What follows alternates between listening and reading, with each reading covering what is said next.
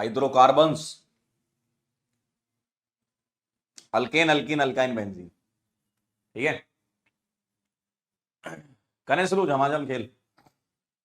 Reaction वाला portion interconnected है सबसे, बड़ा मजा आएगा, धमाधम धमाधम रिएक्शन होने वाली है आपकी। जहां जरूरत होगी वहां मैकेनिज्म बताऊंगा, जो इंपॉर्टेंट मैकेनिज्म एनसीईआरटी में वो बताएंगे, अदरवाइज सीधे सॉल्व करेंगे। ठीक है। ये ब्रेक वाला कौन है भाई? अभी ब्रेक ले गया है, कलेजे को ठंडक नहीं मिली तुम्हारे अभी तक। 11 बजे ब्रेक मिलेगा।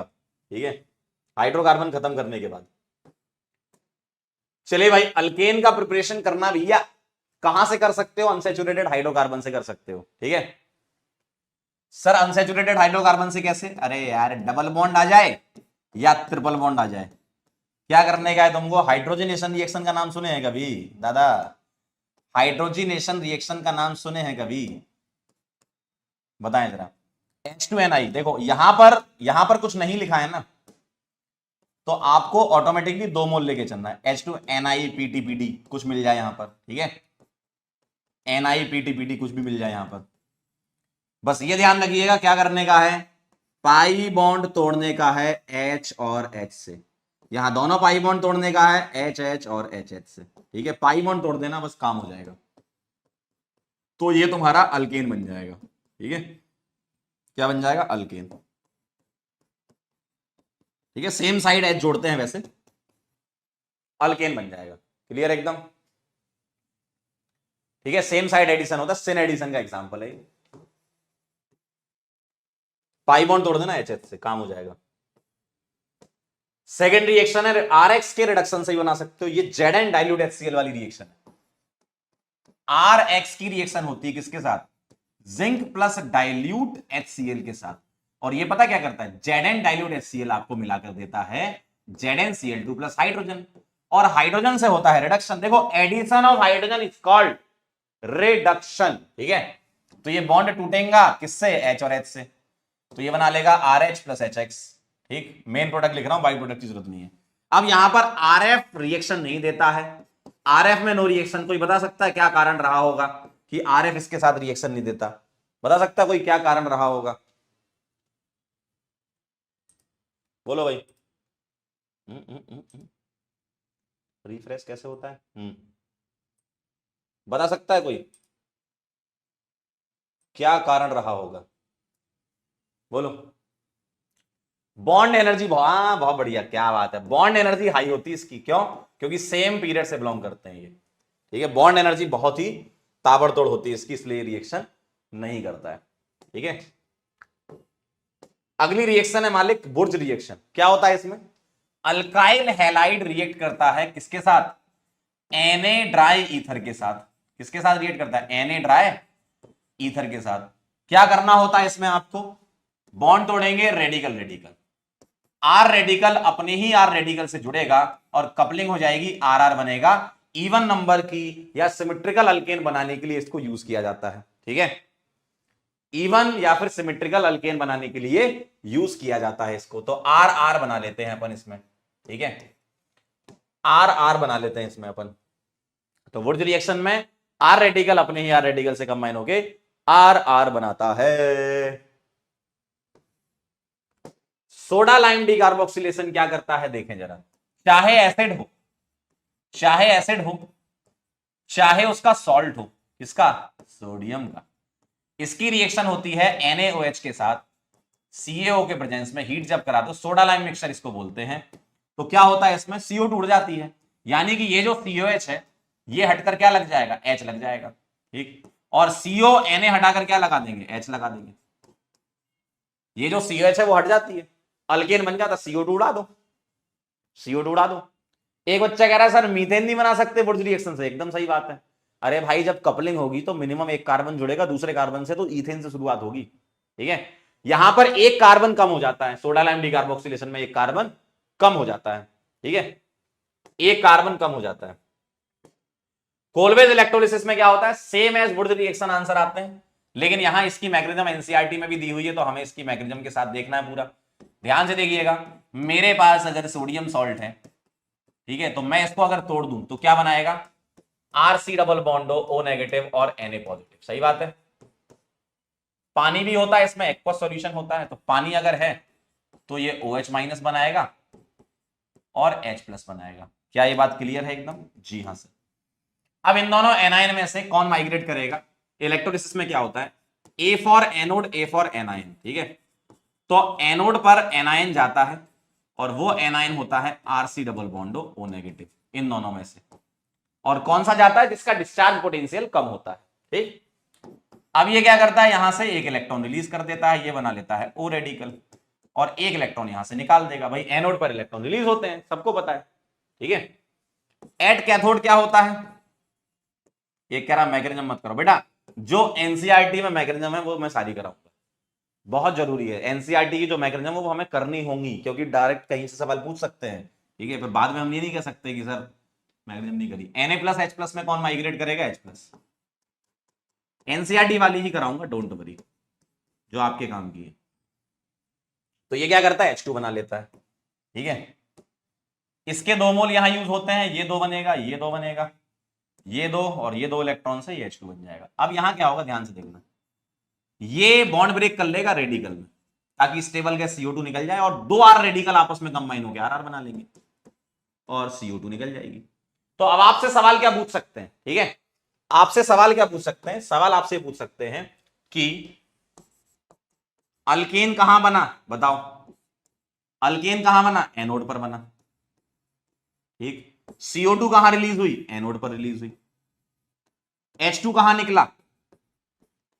H2 कहां निकला? कैथोड पर निकला। नेचर ऑफ सॉल्यूशन क्या हो गया आफ्टर इलेक्ट्रोलिसिस? नेचर क्या हो गया, क्या क्या बच गया? Na+ और OH-। NaOH यानी कि pH लगातार बढ़ती जाएगी, बेसिक सॉल्यूशन होता जाएगा, ठीक है। ये सवाल आपके हो सकते हैं, और बड़ा सिंपल सा क्वेश्चन होता है। आपको तो यहां पर अगर सीधे सीधे आंसर निकालना है तो आंसर निकालने का भी तरीका बता देता हूं। RCON है ना, जैसे तुम्हारे बुर्ज के आंसर आते थे ना, वैसे आएंगे। ये टूटेगा रेडिकल, ये तो वैसे भी CO2 बनाएगा, ये रेडिकल अपने ही दूसरे रेडिकल से कंबाइन होकर RR बना लेगा, अल्केन बना लेगा, ठीक है। ठीक है, ये कहानी है। चलिए आगे बढ़ते हैं, फिजिकल प्रॉपर्टी की बात कर लेते हैं। बॉइलिंग पॉइंट बड़ा इंपॉर्टेंट है, ठीक है। तो boiling point is directly proportional to molecular weight, ठीक है। अगर मॉलिक्यूलर वेट सेम रहता है, यानी कि आइसोमेरिक अल्केन की बात करें, है ना, इन आइसोमेरिक अल्केन, तो आइसोमेरिक अल्केन में सरफेस एरिया ज्यादा होगा तो बॉइलिंग पॉइंट ज्यादा होगा, यानी कि लीनियर वाले का ज्यादा होगा, किससे? ब्रांच से। तो मैं ऐसे बोल सकता हूं कि ब्रांच बढ़ेगा तो बॉइलिंग पॉइंट कम होगा, ब्रांच अगर बढ़ाओगे तो बॉइलिंग पॉइंट कम हो जाएगा। जैसे इसका बॉइलिंग पॉइंट इससे ज्यादा होगा, आइसोमेरिक में बात करें। 5 की चेन, 4 की चेन में ब्रांच और 3 की चेन में 2 ब्रांच, ठीक है। जैसे जैसे ब्रांच बढ़ाते जाओगे मॉलिक्यूल स्फेरिकल से कवर करेगा, सर्फेस एरिया कम, बॉइलिंग पॉइंट कम, वॉन डर वाल फोर्सेस कम हो जाएंगे ना, ठीक है। और अगर कार्बन बढ़ेंगे तो भाई मॉलिक्यूलर वेट बढ़ रहा है, यानी कि बॉइलिंग पॉइंट बढ़ रहा है, सिंपल सी बात है। चलिए भाई, अगर मैं प्रॉपर्टीज की बात करूं तो halogenation one of the important property है इसकी, है ना। हेलोजिनेशन में क्या होता है, RH की रिएक्शन होती है X2 के साथ इन प्रेजेंस ऑफ सनलाइट। क्या करना है, H हटाकर X लगाने का, ठीक है, ये आ जाएगा, यानी कि H हटाकर आपको X लगाना। अब यहां पर 2 प्रकार के सवाल आपके बनते हैं, ठीक है, 2 प्रकार के सवाल बनते हैं, और इसकी मैकेनिज्म दे रखी है तो वो हमें पढ़नी है ना। मैं वही बोल रहा हूं, एनसीईआरटी वाली मैकेनिज्म अपने को पढ़नी है, ठीक है। तो एक काम करता हूं, पहले मैं आपको बताता हूं पहले टाइप का सवाल, ठीक है। सवाल नंबर 1 ऐसा होता है कि टोटल नंबर ऑफ प्रोडक्ट्स आपसे पूछे जाते हैं, total number of mono halogenated product, ठीक है, टोटल मोनो हेलोजिनेटेड प्रोडक्ट कैसे निकालना है, एक सवाल में करके बताता हूं। मान लो मेरे पास ऐसा लिखा हुआ है, ठीक, इसके पूछे टोटल मोनो हेलो प्रोडक्ट, तो आप क्या करो, आप ये चेक कर लो डिफरेंट CH बॉन्ड कहां कहां पर है, ठीक है, डिफरेंट CH बॉन्ड कहां कहां पर है। आपको क्या करना है, H हटाकर हेलोजन लगाना है, ठीक है। आप यहां पर H हटाकर X लगा सकते हो, एक ये बनेगा, यहां लगाओ चाहे यहां लगाओ, बात बराबर है। यहां H हटाकर X लगा सकते हो, बिल्कुल सही बात है, दूसरा बनेगा। यहां H हटाकर X लगा सकते हो, तीसरा बनेगा। यहां H हटाकर X लगा सकते हो, चौथा बनेगा। तो 4 स्ट्रक्चर तुम्हारे ताजा ताजा बनते हुए नजर आ रहे हैं। देखो ये वाला और ये वाला सेम है, तो पहला स्ट्रक्चर कैसा दिखेगा, ऐसा, मान लो मैंने हेलोजन लगा दिया ये। दूसरा स्ट्रक्चर कैसा दिखेगा, ऐसा। तीसरा स्ट्रक्चर कैसा दिखेगा, ऐसा। और चौथा दिखेगा आपको ऐसा। ठीक है, अब यहां पर दो चीजें हैं, आपसे पूछ सकते हैं इंक्लूडिंग स्टीरियो आइसोमर बताना है ना, और एक सवाल होता है एक्सक्लूडिंग स्टीरियो बताना है। एक्सक्लूडिंग स्टीरियो और एक्सक्लूडिंग स्टीरियो में मोनो हेलो में डायरेक्ट आपको स्ट्रक्चर बताने हैं, तो 1 2 3 4 स्ट्रक्चर आ रहे हैं, तो एक्सक्लूडिंग स्टीरियो में 4 स्ट्रक्चर होते हैं। अब इन चारों में कौन कौन से कायरल कार्बन रखते हैं वो चेक कर लो। जैसे ये एक कायरल कार्बन हो गया, एक कायरल पे 2 आइसोमर होंगे, भाई एक डी होगा एक एल होगा। ये कोई कायरल नहीं तो यहां 2 होंगे, यहां 1 होगा। ठीक है, यहां पर ये कायरल हो जाएगा तो 2 होंगे, यहां कोई कायरल नहीं तो 1, 2 2 4 5 6। तो इंक्लूडिंग स्टीरियो की बात करेंगे तो 6 आ जाएंगे। तो एक्सक्लूडिंग पूछा तो 4, इंक्लूडिंग पूछा तो ये चेक कर लेना कि कायरल कार्बन है कि नहीं। ठीक है, अगर एक कायरल तो ऑब्वियसली 2 आइसोमर होंगे, एनेंटियोमर पेयर में एग्जिस्ट करता है। क्लियर है एकदम। तो ये नंबर ऑफ प्रोडक्ट टाइप के सवाल हो गए। दूसरा होता है मेजर माइनर, है ना। सेकंड है how to find major product. अगर हेलोजिनेशन में मेजर प्रोडक्ट निकालना है तो कैसे निकालते हैं उसके बारे में ध्यान से देखिएगा। मेजर प्रोडक्ट निकालने के लिए पहला मैं बता रहा हूं ब्रोमिनेशन के लिए। ठीक है, Pr2 सनलाइट अगर ब्रोमिनेशन करवाऊं, ठीक है ध्यान से देखना, बहुत आसान है, 3 डिग्री 2 डिग्री 1 डिग्री सीधे चेक कर लेते हैं। क्योंकि यहां पर रेट जो होती है ना, एक्सपेरिमेंटली देखा गया, रेट का जो रेशियो है 1:82:1600 है ना। तो ये रिएक्शन हाईली सिलेक्टिव होती है, मतलब ये बता रही है कि 3 डिग्री पे जाना है, तो रिएक्टिविटी इसकी कम है। अगर मैं रिएक्टिविटी की बात करूं तो fluorination, chlorination, bromination, iodination decrease होगा, है ना, क्योंकि जिसकी रेट ऑफ रिएक्शन ज्यादा होगी वो डिपेंड करेगा कि बॉन्ड एनर्जी इसकी ज्यादा है ना, जो फास्ट रिएक्शन कर रहा होगा। लेकिन अगर मैं ब्रोमिनेशन की बात करूं तो ये मोर सिलेक्टिव लेस रिएक्टिव रिएक्शन है, तो सिलेक्टिव है यानी कि 3 डिग्री मेजर आएगा, ये नहीं होगा तो 2 डिग्री, ये नहीं होगा तो 1 डिग्री। लेकिन क्लोरिनेशन वाली जो होती है ना, वो मोर रिएक्टिव लेस सिलेक्टिव होती है क्लोरिनेशन वाली। ये कैसे पता चलता है, वो यहां से पता चला, इनकी जो रेट है उसका जो रेशियो है 1:3.8:5 ये होता है। तो ये लगभग कंपेरेबल है, 1 डिग्री 2 डिग्री 3, बहुत ज्यादा डिफरेंस नहीं है ना, बहुत ज्यादा डिफरेंस नहीं है, थोड़ा बहुत ही अंतर है। तो अगर तुम्हें यहां मेजर निकालना है तो तुमको चेक करना पड़ेगा एनपीआरपी, ये चेक करो, एनएसआरएस चेक करो और एनटीआरटी चेक करो और मेजर बताओ। ठीक है, इससे तुम्हें बताना पड़ेगा मेजर कौन सा है। एनपी क्या है, primary hydrogen, secondary hydrogen, tertiary hydrogen, rate आपके ऊपर लिखी हुई है। जैसे एक सवाल देख लो, मान लो ये लिखा हुआ, इसका तुम्हें बताना है ब्रोमिनेशन में मेजर बताओ और क्लोरिनेशन में मेजर बताओ। अब ब्रोमिनेशन में तो भाई मोर सिलेक्टिव लेस रिएक्टिव रिएक्शन है, तो सिलेक्ट कर लो 3 डिग्री वाला, यानी कि ये आ जाएगा आपका ऐसा।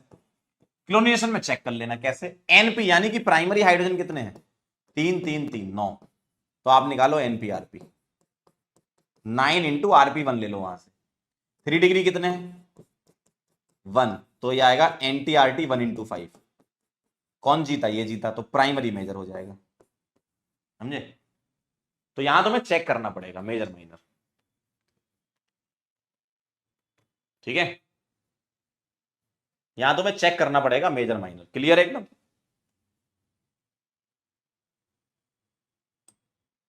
बोलो, क्लियर है एकदम। रेशियो ध्यान रखना पड़ेगा, इसका ध्यान रख लो, उसकी जरूरत नहीं है, वो तो सीधा 3:1 हो जाएगा। ठीक है, वो तो सीधा है, उसमें कोई परसेंटेज थोड़ी निकालना है, वो तो यहां से देख के पता चल रहा है कि 3 डिग्री ही मेजर रहेगा, 1600 तो बहुत ज्यादा होती है रेट। ठीक है, कंबशन वाली बहुत सिंपल रिएक्शन है, ये तो बहुत आसान है, कई बार लिख किया आपने, बस एक बार देख लो। CxHy x प्लस YY4O2 किसी भी हाइड्रोकार्बन की कंबशन की, XCO2 प्लस Y/2H2O ये होती है। कंट्रोल ऑक्सीडेशन में क्या करते हैं, कैटलिस्ट अगर मैंने बदल दी है तो प्रोडक्ट बदल जाता है। जैसे ये देखो, रिएक्टेंट सेम है मीथेन O2 के साथ, कॉपर में अगर देखें तो मीथेनॉल बनता है और MO2O3 में बनता है मीथेनॉल, एल्कोहल यहां एल्डिहाइड। ठीक है, और अगर मैंने इथेन ले लिया तो मैग्नीशियम मैग्नीज के एसीटेट के साथ एसिटिक एसिड देता है। डायरेक्ट प्रोडक्ट ध्यान रखने वाली है ये। ठीक है, यहां ध्यान रखना कैटलिस्ट बदलने पर बदल जाता है, इसलिए कैटलिस्ट सिलेक्टिव नेचर के होते हैं। अगर मैं आइसोमराइजेशन की बात करूं, ठीक है, आइसोमराइजेशन की बात करूं तो यहां पर रिएक्शन होती है, कोई भी आपको कंपाउंड दिया, मान लो स्ट्रेट चेन दिया हुआ है एक, ठीक है, AlCl3 और HCl, ठीक है, एनाइड्रस AlCl3 और कंसंट्रेटेड HCl में ये रिएक्शन होती है। तो इसका एक कार्बन कम का आइसोमर बना दो, ठीक है, एक कार्बन कम का, जैसे 4 की चेन है तो एक कार्बन कम का बना दो, यानी कि आइसोब्यूटेन बन जाएगा। तो ये आइसोमराइजेशन, नाम से क्लियर है, आइसोमर बनाना है आपको, ठीक। और एक और रिएक्शन बस ध्यान रखो, बाकी तुम छोड़ सकते हो, बाकी की रिएक्शन इसकी जो है स्टीम स्टीम वाली रिएक्शन वैसे भी नहीं पूछी जाती है, बहुत सारी चीजें और भी पूछने के लिए। पायरोलिसिस में भी हायर एल्केन से लोअर एल्केन बनता है। एरोमेटाइजेशन और ध्यान रखो, इसमें एरोमेटाइजेशन में क्या होता है,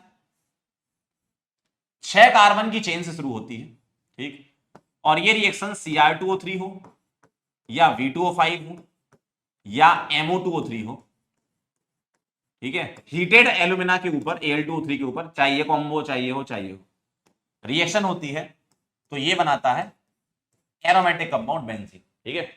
पहले ये साइक्लाइजेशन करता है और फिर डिहाइड्रोजनेशन करके फाइनली ये बना लेता है, ठीक है। अगर मान लो मेरे पास 7 कार्बन आ गए, तो 7 कार्बन अगर आ गए तो ये बना लेगा, लगभग 773 केल्विन यहां पर टेम्परेचर होता है।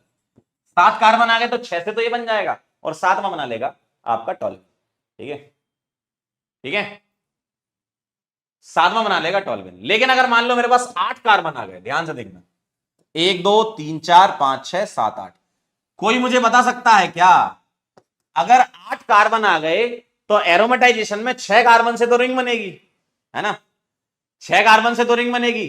अब इसके बाद जो बाकी के 2 कार्बन बचे वो क्या क्या कर सकते हैं, तो यहां नंबर ऑफ प्रोडक्ट आप मेरे को बता दो, बोलो भाई, बोलो बोलो बोलो, नंबर ऑफ प्रोडक्ट बता दो फटाफट से। अगर 8 कार्बन आ गए तो 6 से तो रिंग बननी है, एरोमेटाइजेशन तो होना ही है ना। 2 कार्बन आप इथाइल के फॉर्म में लगा सकते हो, या ऑर्थोजाइलिन, जाइलिन नाम है इसका, है ना, मेटाजाइलिन और पैराजाइलिन, ये आएगा ऑर्थो, मेटा और पैराजाइलिन, टोटल 4 बन जाएंगे। सही बात है, सही है, बहुत बढ़िया, चलिए बहुत बढ़िया। तो ये है आपकी एरोमेटाइजेशन रिएक्शन, बाकी आप इसमें छोड़ सकते हैं। अब मैं चलता हूं अल्कीन पर, ठीक है। अल्कीन की मेथड ऑफ प्रिपरेशन अगर मुझे अल्काइन से करनी है तो 2 तरीके हैं इसके, ठीक है, मेरे पास 2 तरीके हैं। अगर मुझे सिस बनाना है तो मैं H2+PD कोक ले लूं, ठीक है, BSO4 के साथ ले लो या सल्फर क्विनोलिन के साथ ले लो, ठीक है, ये भी ले सकते हो और PDC भी ले सकते हो। तो आपको क्या करना है, यहां पर पाई बॉन्ड ब्रेक करना है H और H से। अब इस वाले में क्या कर सकते हो तुम, सेम साइड H लगेगा। ये काम क्या करते हैं, कोक या फिर BSO4, ये फर्दर रिडक्शन को रोकते हैं, ठीक है, ये फर्दर रिडक्शन को रोकते हैं, ठीक। H2PD BSO4 को लिल्डार टेरेस बोलते हैं। H2PD कोक भी ज्यादातर आपको देखने को मिलेगा, ये वाला एनसीईआरटी में देखने को मिलता है H2PDC, ठीक है। तो पाई बॉन्ड एक ही तोड़ना है, 2 मत तोड़ना, आगे फर्दर रिडक्शन को रोकते हैं, ठीक है। तो ये आपका सिस अल्कीन बनाता है, ध्यान रखिएगा, क्या बनाता है ये, सिस अल्कीन बनाता है। ये क्या बनाता है, सिस अल्कीन बनाता है। लेकिन अगर आपको ट्रांस बनानी है, ठीक है, तो उसके लिए आप यूज करते हैं बर्च रिडक्शन। तो अल्काइन में पहली ये हो गई, दूसरी बर्च रिडक्शन की अगर हम बात करें, ठीक है, बर्च रिडक्शन की अगर हम बात करें तो यहां मैं लेता हूं Na+ लिक्विड अमोनिया, या Li भी ले सकते हो, लिथियम भी ले सकते हो, ठीक है। और ये इंटरनल अल्काइन रिएक्शन देते हैं, टर्मिनल अल्काइन ये रिएक्शन नहीं देते। तो पाई बॉन्ड ब्रेक कर देना HH से और अपोजिट जोड़ देना, तो RCH डबल बॉन्ड CH और R डैश।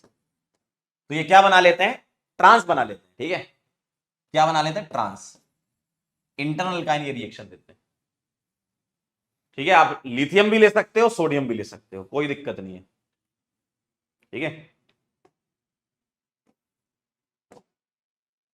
अगला देखो जरा, अगर मुझे अल्कीन बनानी है अल्काइल हैलाइड से, तो ये रिएक्शन होती है, इसको हम E2 एलिमिनेशन भी बोलते हैं।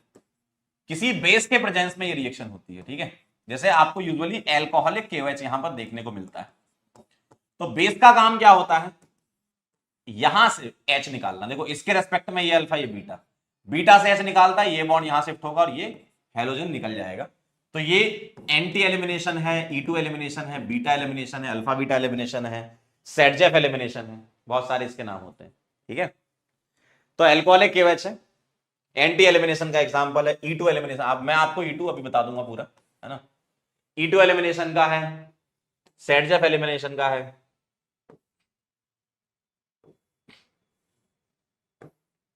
ठीक है। आगे बढ़ते हैं। अभी मैं हेलो एल्केन हेलो रिंग में डिटेल में E2 बता दूं। अभी ये ध्यान रखो, अल्फा से हेलोजन और बीटा से H निकलना, ये इसकी मैकेनिज्म। ये इस पर अटैक करता है, ये बॉन्ड यहां शिफ्ट होगा, X निकलेगा, ये अल्कीन बन जाएगा। अगर विसनल डाइहैलाइड वाली रिएक्शन में करवाऊं तो Zn के साथ ये रिएक्शन होती है, ठीक है। Zn के साथ विसनल डाइहैलाइड ZnH2 निकाल देता है, ठीक है। तो आप क्या करो, यहां Zn रखो, ZnH2 निकाल दो, तो ये अल्कीन बना लेता है। तो विसनल डाइहैलाइड Zn के साथ एलिमिनेट हो जाता है, ठीक है। एल्कोहल की रिएक्शन आप करवाओगे तो अल्कीन बनेगा एसिडिक डिहाइड्रेशन से, ठीक है। ये वाली रिएक्शन हमें फुल डिटेल में पढ़नी है, अभी अभी ताजा ताजा हमें इस रिएक्शन को फुल डिटेल में पढ़ना है। ध्यान से देखना जरा क्या होता है यहां पर एसिडिक डिहाइड्रेशन में। क्या होता है, इसकी मैकेनिज्म भी बहुत इंपॉर्टेंट है। मेरे पास एल्कोहल अगर है, मैं इसकी रिएक्शन करवाऊंगा H+ के साथ। सर ये H+ कहां से आया, कंसंट्रेटेड H2SO4 या कंसंट्रेटेड H3PO4 आपको दिया जाता है, ठीक है। क्या होने वाला है, H+ एक इलेक्ट्रोफाइल है और एल्कोहल एक न्यूक्लियोफाइल है। ये अपना लोन पेयर इसको देगा और ये बना लेगा ROH2+, ठीक है। अब यहां से H2O+ एक अच्छा लीविंग ग्रुप बन गया, पानी निकल जाएगा और ये बना लेगा R+, और R+ को बोलते हैं कार्बो कैटायन। और कार्बो कैटायन कुछ करता है, क्या करता है, ये रीअरेंजमेंट करता है, ठीक है। कार्बो कैटायन क्या करता है, रीअरेंजमेंट करता है, रीअरेंज इफ पॉसिबल। अगर पॉसिबिलिटी होगी तो हम इसको रीअरेंज करवाएंगे, ठीक है। और रीअरेंज होने के बाद हीटिंग पर कार्बोकेटाइन अल्कीन बना लेता है, ठीक है। और अल्कीन कभी भी बनाओगे यहां पर तो मोर स्टेबल अल्कीन बनेगी। एल्कोहलिक केएच वाले में भी मोर स्टेबल अल्कीन हम बनाया करते हैं, ठीक है। तो ये इसकी बेसिक मैकेनिज्म होती है। आइए जरा इसके स्पेशल पॉइंट पे हम नजर डालते हैं। जैसे पहला पॉइंट क्या कह रहा है, पहला पॉइंट ये कह रहा है कि formation of first carbocation is the RDS। Rearrangement के पहले की बात है, मतलब जैसे ही पानी निकला कार्बोकेटाइन बना, वही उसका RDS होगा, है ना। मतलब रेट डिटरमाइन फर्स्ट कार्बोकेटाइन से होगी। रीअरेंजमेंट पॉसिबल है। रेट किस पे डिपेंड करेगी, K इंटू ROH2+, जो हमने प्रोटोनेट किया था, क्योंकि वही पानी निकल के कार्बोकेटाइन बनेगा, वही RDS है। देखो RDS आपका क्या ये है, रेट डिटरमाइनिंग स्टेप तो यही है ना। तो RDS में ये रिएक्टेंट इन्वॉल्व हो रहा है, ठीक है। ऑर्डर या मॉलिक्यूलरिटी 1 है, इससे पता चलता है इसकी पावर से, ठीक। 2 स्टेप की रिएक्शन है, पहले कार्बोकेटाइन बना फिर एलिमिनेशन होगा। कार्बोकेटाइन के रीअरेंजमेंट वाले स्टेप को हम अलग स्टेप काउंट नहीं करते हैं, वो अंदर ही अंदर होते हैं। एंडोथर्मिक रिएक्शन है क्योंकि हीटिंग पर करवा रहे हो, ठीक है। रेट ऑफ रिएक्शन किस बात पे डिपेंड करेगा, स्टेबिलिटी ऑफ फर्स्ट कार्बोकेटाइन। तो कभी भी मान लो 2-3 अल्कोहल दिए जाएं और आपसे बोला जाए रेट ऑफ रिएक्शन कंपेयर कराओ, तो आपको करना क्या है, सिर्फ प्रोटोनेट करके पानी निकाल के प्लस बना लो, कोई रीअरेंजमेंट नहीं कराना और स्टेबिलिटी कंपेयर करा लो, ठीक। मोर स्टेबल अल्कीन क्या होगा, मेजर प्रोडक्ट होगा, ठीक। और इस रिएक्शन का नाम हम बोलते हैं डिहाइड्रेशन ऑफ एल्कोहल को E1 मैकेनिज्म, ठीक है। इसका नाम है E1 क्योंकि यहां पर मॉलिक्यूलरिटी ऑर्डर 1 आ रहा है। अब बात कर लेते हैं कि रीअरेंजमेंट क्यों हो रहा है। तो रीअरेंजमेंट क्यों होता है, सिंपल सा कारण है, टू इंक्रीज स्टेबिलिटी। इसका आंसर क्या है, टू इंक्रीज स्टेबिलिटी। सर कितनी बार हो सकता है, कितनी भी बार हो सकता है, जब तक मैक्सिमम स्टेबिलिटी अटेन ना कर ले मालिक, है ना। कितनी भी बार हो सकता है जब तक मैक्सिमम स्टेबिलिटी अटेन ना कर ले, है ना, स्टेबिलिटी को इंक्रीज करने के लिए। अब चलते हैं भाई साहब कैसे कैसे होता है। पहला हाइड्राइड शिफ्ट, H- शिफ्ट के नाम से इसको जानते हैं, लेकिन एक्चुअल H- नहीं होता, नाम उसका H- शिफ्ट है, ट्रांजिशन स्टेट के थ्रू होता है ये, ठीक है। जैसे अगर मान लीजिए मेरे पास लिखा है CH3CHH, मेरे को कोई अल्कोहल ऐसा दिया गया जिसमें कार्बोकेटाइन के पास में हाइड्रोजन है, तो क्या होता है, ये CH बॉन्ड की शिफ्टिंग यहां होती है, मतलब ये बॉन्ड टूटता है और ये बॉन्ड बनता है, ये धीमे धीमे टूटेगा, ये धीमे धीमे बनेगा, यानी कि एक साइक्लिक ट्रांजिशन स्टेट के थ्रू मामला चलता है ये। और जब ये टूट जाएगा तो ऑब्वियसली प्लस यहां आ जाएगा और ये आ गया CH3। पहले कितने अल्फा एच थे इसके लिए एक और एक 2 अल्फा एच थे, अब कितने हो गए 3 और 3 6 अल्फा एच हो गए। तो देखो स्टेबिलिटी बढ़ गई ना, स्टेबिलिटी बढ़ने के लिए काम होता है, ठीक है, स्टेबिलिटी बढ़ाने के लिए काम होता है। एक इसी जैसा और होता है सेकंड मिथाइल शिफ्ट, बस ये दो आपके काम के हैं। मिथाइल शिफ्ट, इसमें क्या कहानी होती है, इसमें आपको अल्फा पोजीशन पर मिथाइल ही मिलेंगे, क्योंकि अगर H मिल गया तो फिर H शिफ्ट हो जाएगा ना भाई, हाइड्रोजन शिफ्ट होगा तो ज्यादा अल्फा H मिलेंगे, यानी कि H माइनस और Me माइनस में H माइनस की प्रायोरिटी ज्यादा होगी Me माइनस से, है ना।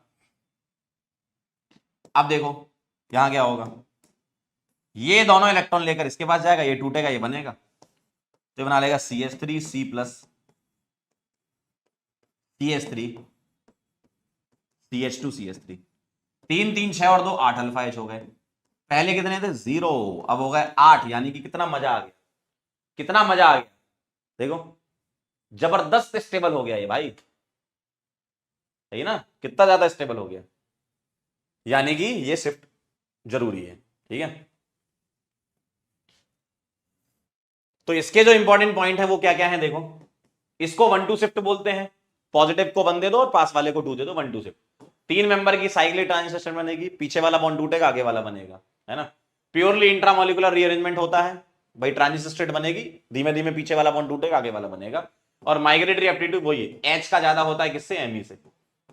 और ये तुम चेक भी कर सकते हो, अगर कभी हाइड्रोजन और मिथाइल दोनों ही लगे हुए हैं तो H हटाओगे, नया कार्बोकेटाइन आएगा, तो जो मिथाइल है उसके अल्फा H तो बढ़ जाएंगे ना, है ना, ये कहानी है।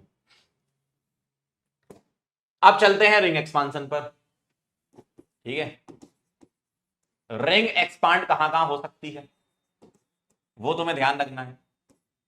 4 कार्बन की रिंग उसके बाहर प्लस हो, ये एक्सपांड कराना है, और 5 की रिंग इसके बाहर प्लस हो, ये एक्सपांड करना, बस ये 2 ध्यान रखना है तुमको, है ना। आपके सिलेबस में यहीं तक आ सकती है, वैसे तो होता और भी डिटेल में है, लेकिन ये 2 ध्यान रखना।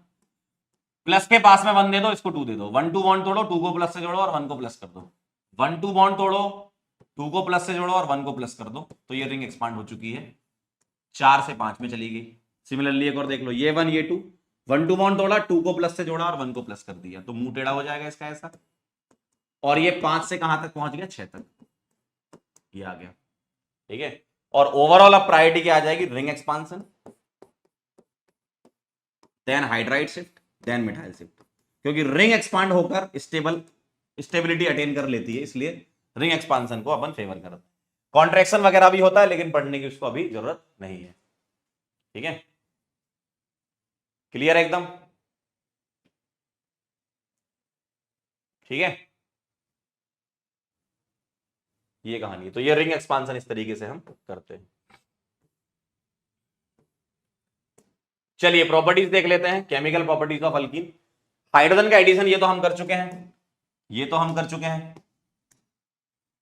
हाइड्रोजन का एडिशन H2NiPTPT वाली रिएक्शन है ये, H2 catalyst, pi bond break करते हैं HH से, है ना, हाइड्रोजनेशन, अल्केन की प्रिपरेशन है और अल्कीन की प्रॉपर्टी है। एडिशन ऑफ हेलोजन देखिए जरा, इसकी मैकेनिज्म को थोड़ा समझना है।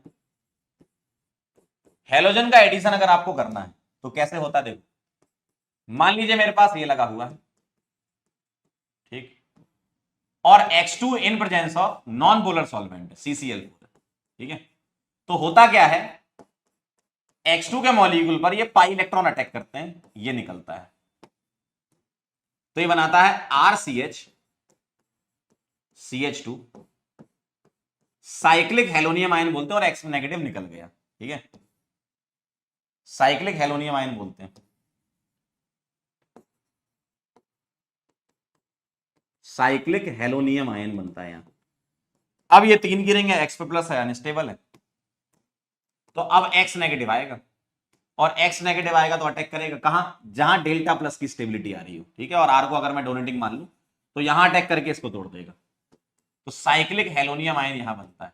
यानी कि तुमको पाई बॉन्ड ब्रेक कर देना है हेलोजन हेलोजन से, और एंटी एडिशन है, ये अपोजिट लग रहा है, ठीक है, ठीक है। एंटी एडिशन हो रहा है ना, अपोजिट, क्योंकि साइक्लिक हेलोनियम नीचे बना है तो ऊपर से हेलोजन अटैक करेगा। तो एंटी एडिशन का ये एग्जांपल है, ठीक है।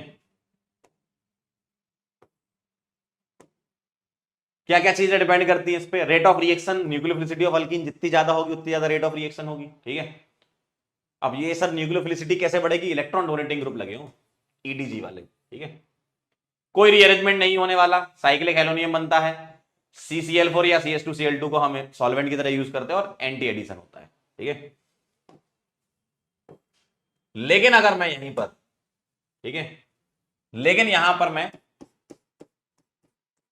इन प्रेजेंस ऑफ वाटर की अगर बात करूं, अगर मैं पोलर सॉल्वेंट ले लूं, तो हेलोजन क्या करता है पानी के साथ जब रिएक्ट करता है तो कैसे करेगा, ध्यान से देखना। पहला बात तो आपका एकदम सही है कि साइक्लिक हेलोनियम आयन बनने वाला है, पहली बात आपकी एकदम सही है भाई। H2 प्लस वाटर अगर आएगा तो पहली बात आपकी एकदम सही है कि साइक्लिक हेलोनियम आयन बनने वाला है, एकदम सही है। तो RCH X यहां पॉजिटिव, सही बात है, साइक्लिक हेलोनियम तो बनेगा। अब यहां पर क्या होगा, पोलर सॉल्वेंट में क्या हो जाता है खेल, पानी आएगा और पानी एज अ न्यूक्लियोफाइल काम करेगा और इसको तोड़ेगा कैसे, इसका लोन पेयर यहां अटैक करेगा जहां पर डेल्टा प्लस स्टेबल होना चाहिए, ठीक है। तो ये टूटेगा तो OH यहां जुड़ेगा और वैसे भी पानी आता है तो H प्लस निकाल देगा क्योंकि ऑक्सीजन पे प्लस आएगा बॉन्ड बनने के बाद। तो ये बनाएगा RCH, यहां OH और यहां CH2 और यहां X, अपोजिट जोड़ना है। जिसको डायरेक्ट करने के लिए आप ऐसे करते, ये तो मैकेनिज्म बताई। अगर आपको सीधे सीधे दोनों रिएक्शन का डीएम देखना है, डायरेक्ट कैसे करना है वो देखो। मेरे पास अगर मान लो ऐसा लिखा है, ठीक है, डायरेक्ट बता रहा हूं मैं इसका, ये तो मैकेनिज्म से है। X2 in presence of CCl4 अगर है, ठीक है, नॉन पोलर सॉल्वेंट है, तो आपको पाई बॉन्ड ब्रेक करना है हेलोजन हेलोजन से अपोजिट साइड, ठीक है। लेकिन अगर यहां पर मैंने पानी डाल दिया,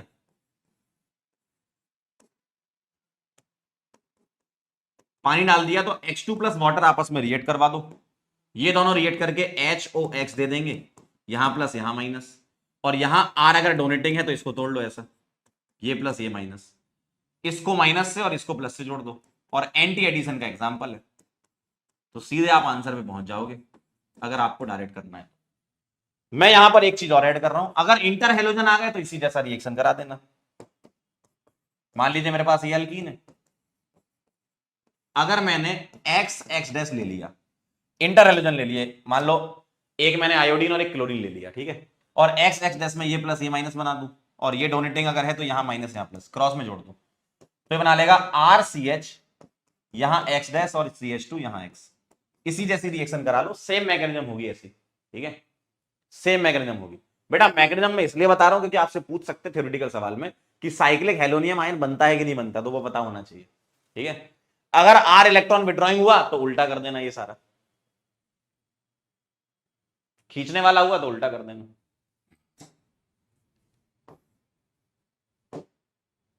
चलिए आगे बढ़ते हैं, एडिशन ऑफ हाइड्रोजन हैलाइड, बहुत सिंपल है रिएक्शन, अल्कीन की रिएक्शन है, HX के साथ करवानी है। कैसे करवाओगे, बहुत आसान, सबसे पहले H प्लस लाओगे और ये रिएक्शन भी आपकी मैग्नीशियम के साथ ही होगी, क्योंकि कार्बोकेटाइन, देखो जहां भी कार्बोकेटाइन बन रहा है यानी कि वो मैग्नीशियम तुम्हें समझनी ही चाहिए, तभी तो तुम कार्बोकेटाइन बनाओगे, है ना। तो यहां भी कार्बोकेटाइन बनता है, देखो H प्लस आया, इलेक्ट्रोफिलिक एडिशन रिएक्शन का एग्जांपल है EAR का, तो पाई इलेक्ट्रॉन ने यहां अटैक करा, H प्लस इसके पास जाएगा और कार्बोकेटाइन स्टेबल बनाना है तुमको, यहां बनेगा स्टेबल, ठीक है, स्टेबल कार्बोकेटाइन बनाना है मेजर प्रोडक्ट के लिए। और यहां चेक कर लेना रीअरेंज पॉसिबल, अगर पॉसिबिलिटी है तो रीअरेंज करा देंगे, और आफ्टर रीअरेंजमेंट X नेगेटिव आएगा, एज अ न्यूक्लियोफाइल काम करेगा, ये जुड़ जाएगा। कार्बोकेटाइन बना है तो मैग्नीशियम बनानी ही पड़ेगी तुमको, है ना। तो हाइड्रोजन हैलाइड का एडिशन, HX का एडिशन इस तरीके से किया जाता है। क्या क्या इंपॉर्टेंट पॉइंट्स है, कार्बोकेटाइन फॉर्म होता है इस रिएक्शन में, formation of first carbocation rate determining step है, कभी भी अल्कीन की रिएक्शन HX के साथ तुमसे पूछ लें इलेक्ट्रोफिलिक एडिशन रिएक्शन में रेट बताओ, कार्बोकेटाइन बना लेना पहला वाला, ठीक है, और रीअरेंजमेंट भी होता है इसमें। इलेक्ट्रोमेरिक इफेक्ट समझ लो, यही जो मैंने समझाया था वही इलेक्ट्रोमेरिक इफेक्ट है, कैसे, ध्यान से देखना। मान लीजिए मेरे पास लिखा CH3 CH double bond CH2, ठीक है, इसकी रिएक्शन मुझे HCl के साथ करानी है। तो CH3 क्या है, एक इलेक्ट्रॉन डोनेटिंग है, तो ये इलेक्ट्रॉन डोनेट करेगा, ये बॉन्ड यहां जाएगा, इसको बोलते हैं इलेक्ट्रोमेरिक शिफ्ट, ठीक है। और H प्लस Cl माइनस में से ये न्यूक्लियोफाइल है, H प्लस इलेक्ट्रोफाइल है, तो H प्लस के पास जाएगा ये, तो ये कार्बोकेटाइन बना लेगा ये, इसी को बोलते हैं इलेक्ट्रोमेरिक इफेक्ट, और इस एरो को इलेक्ट्रोमेरिक शिफ्ट बोलते हैं। और इसके बाद रीअरेंजमेंट हो नहीं सकता, Cl माइनस आया और ये बना लेगा, ठीक है। ये है आपकी इलेक्ट्रोमेरिक इफेक्ट, क्लियर है। इसी से रिलेटेड है एक मार्कोवनिकॉव रूल, ठीक है। ये रूल पता होना चाहिए, लेकिन आंसर आपको ऐसे नहीं निकालना। आंसर कैसे निकालना पीछे बता दिया, कार्बोकेटाइन बनाओ, रीअरेंजमेंट सोचो, उसके बाद आंसर करो, ठीक है। लेकिन मार्कोवनिकॉव रूल पता होना चाहिए, क्या, नेगेटिव पार्ट ऑफ एडेंडम या reagent is added to that carbon of alkene which has less number of hydrogen, है ना, less number of hydrogen। Addendum यानी कि रिएजेंट का ही नाम, HX को ही बोलते हैं। तो बस तुम्हें मार्कोवनिकॉव रूल के बारे में जानकारी होनी चाहिए, आंसर ऐसे बनाना नहीं है ना, रूल के हिसाब से चलेंगे। तो ये प्लस ये माइनस, नेगेटिव पार्ट कहां जाएगा, जहां कम H है, यहां एक ही H है, यहां दो H है, तो ऑटोमेटिकली H दूसरी जगह चला जाएगा, ठीक है। बस रूल पता होना चाहिए तुमको। इसका अपोजिट रूल होता है, ये लगाना है, ये बिल्कुल डेफिनेटली लगाना है, ये वाला तो इसको तो छोड़ना भी नहीं है। एंटी मार्कोवनिकॉव या पेरोक्साइड, तो RCH डबल बॉन्ड CH2, इसकी रिएक्शन कराओगे HBr in presence of peroxide, ठीक है। पेरोक्साइड में तुम्हें H2O2 मिल सकता है या बेंजोइल पेरोक्साइड वगैरह मिल सकता है। क्या करना है, एंटी मार्कोवनिकॉव रूल लगाना है, उल्टा, मार्कोवनिकॉव का उल्टा। तो नेगेटिव पार्ट कहां जाएगा, जहां ज्यादा H है, तो ये बना लेगा RCH2 CH2Br, ऐसा लिखेगा इस तरीके से, ठीक है। और ये HBr में ही लगता है, HCl और HI में ये नहीं लगता है, ठीक। इसको हम खेरेस इफेक्ट या खेरेस मायो इफेक्ट भी बोलते हैं, और peroxide is not observed in HCl और HI। ऐसा क्यों होता है, क्योंकि जो मैकेनिज्म होती है, मैं आपको इसकी मैकेनिज्म बताता हूं। मैकेनिज्म में क्या होता है, जो आपका HBr पेरोक्साइड है वो Br रेडिकल देता है, ठीक है। तो जब इसकी रिएक्शन में करवाता हूं Br रेडिकल से, तो ये बनाता है ऐसा,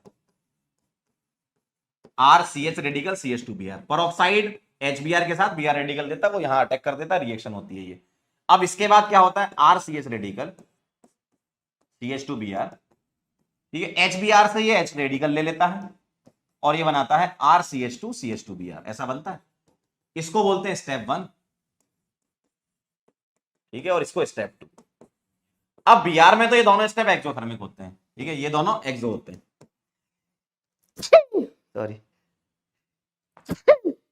sorry square, sorry cube. Br में तो दोनों एक्सो होते हैं, लेकिन क्लोरीन में पहला वाला और आयोडीन में सेकंड वाला स्टेप एंडोथर्मिक होता है, तो एंडोथर्मिक वाले पाथ से तो रिएक्शन जाएगी नहीं, तो वो कार्बोकेटाइन पाथ से जाती है, जो हमेशा एक्सोथर्मिक होती है, इसलिए वो रिएक्शन कार्बोकेटाइन पाथ से चली जाती है, ठीक है। तो इसलिए HCl HI में पेरोक्साइड डालो या ना डालो, ऑलवेज कार्बोकेटाइन पाथ को चूज करेगा, ठीक है।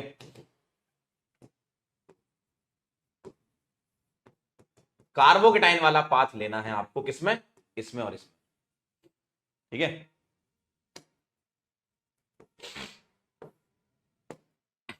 अगली रिएक्शन देखो, सल्फ्यूरिक एसिड, तो सिंपल सा है, ठीक है।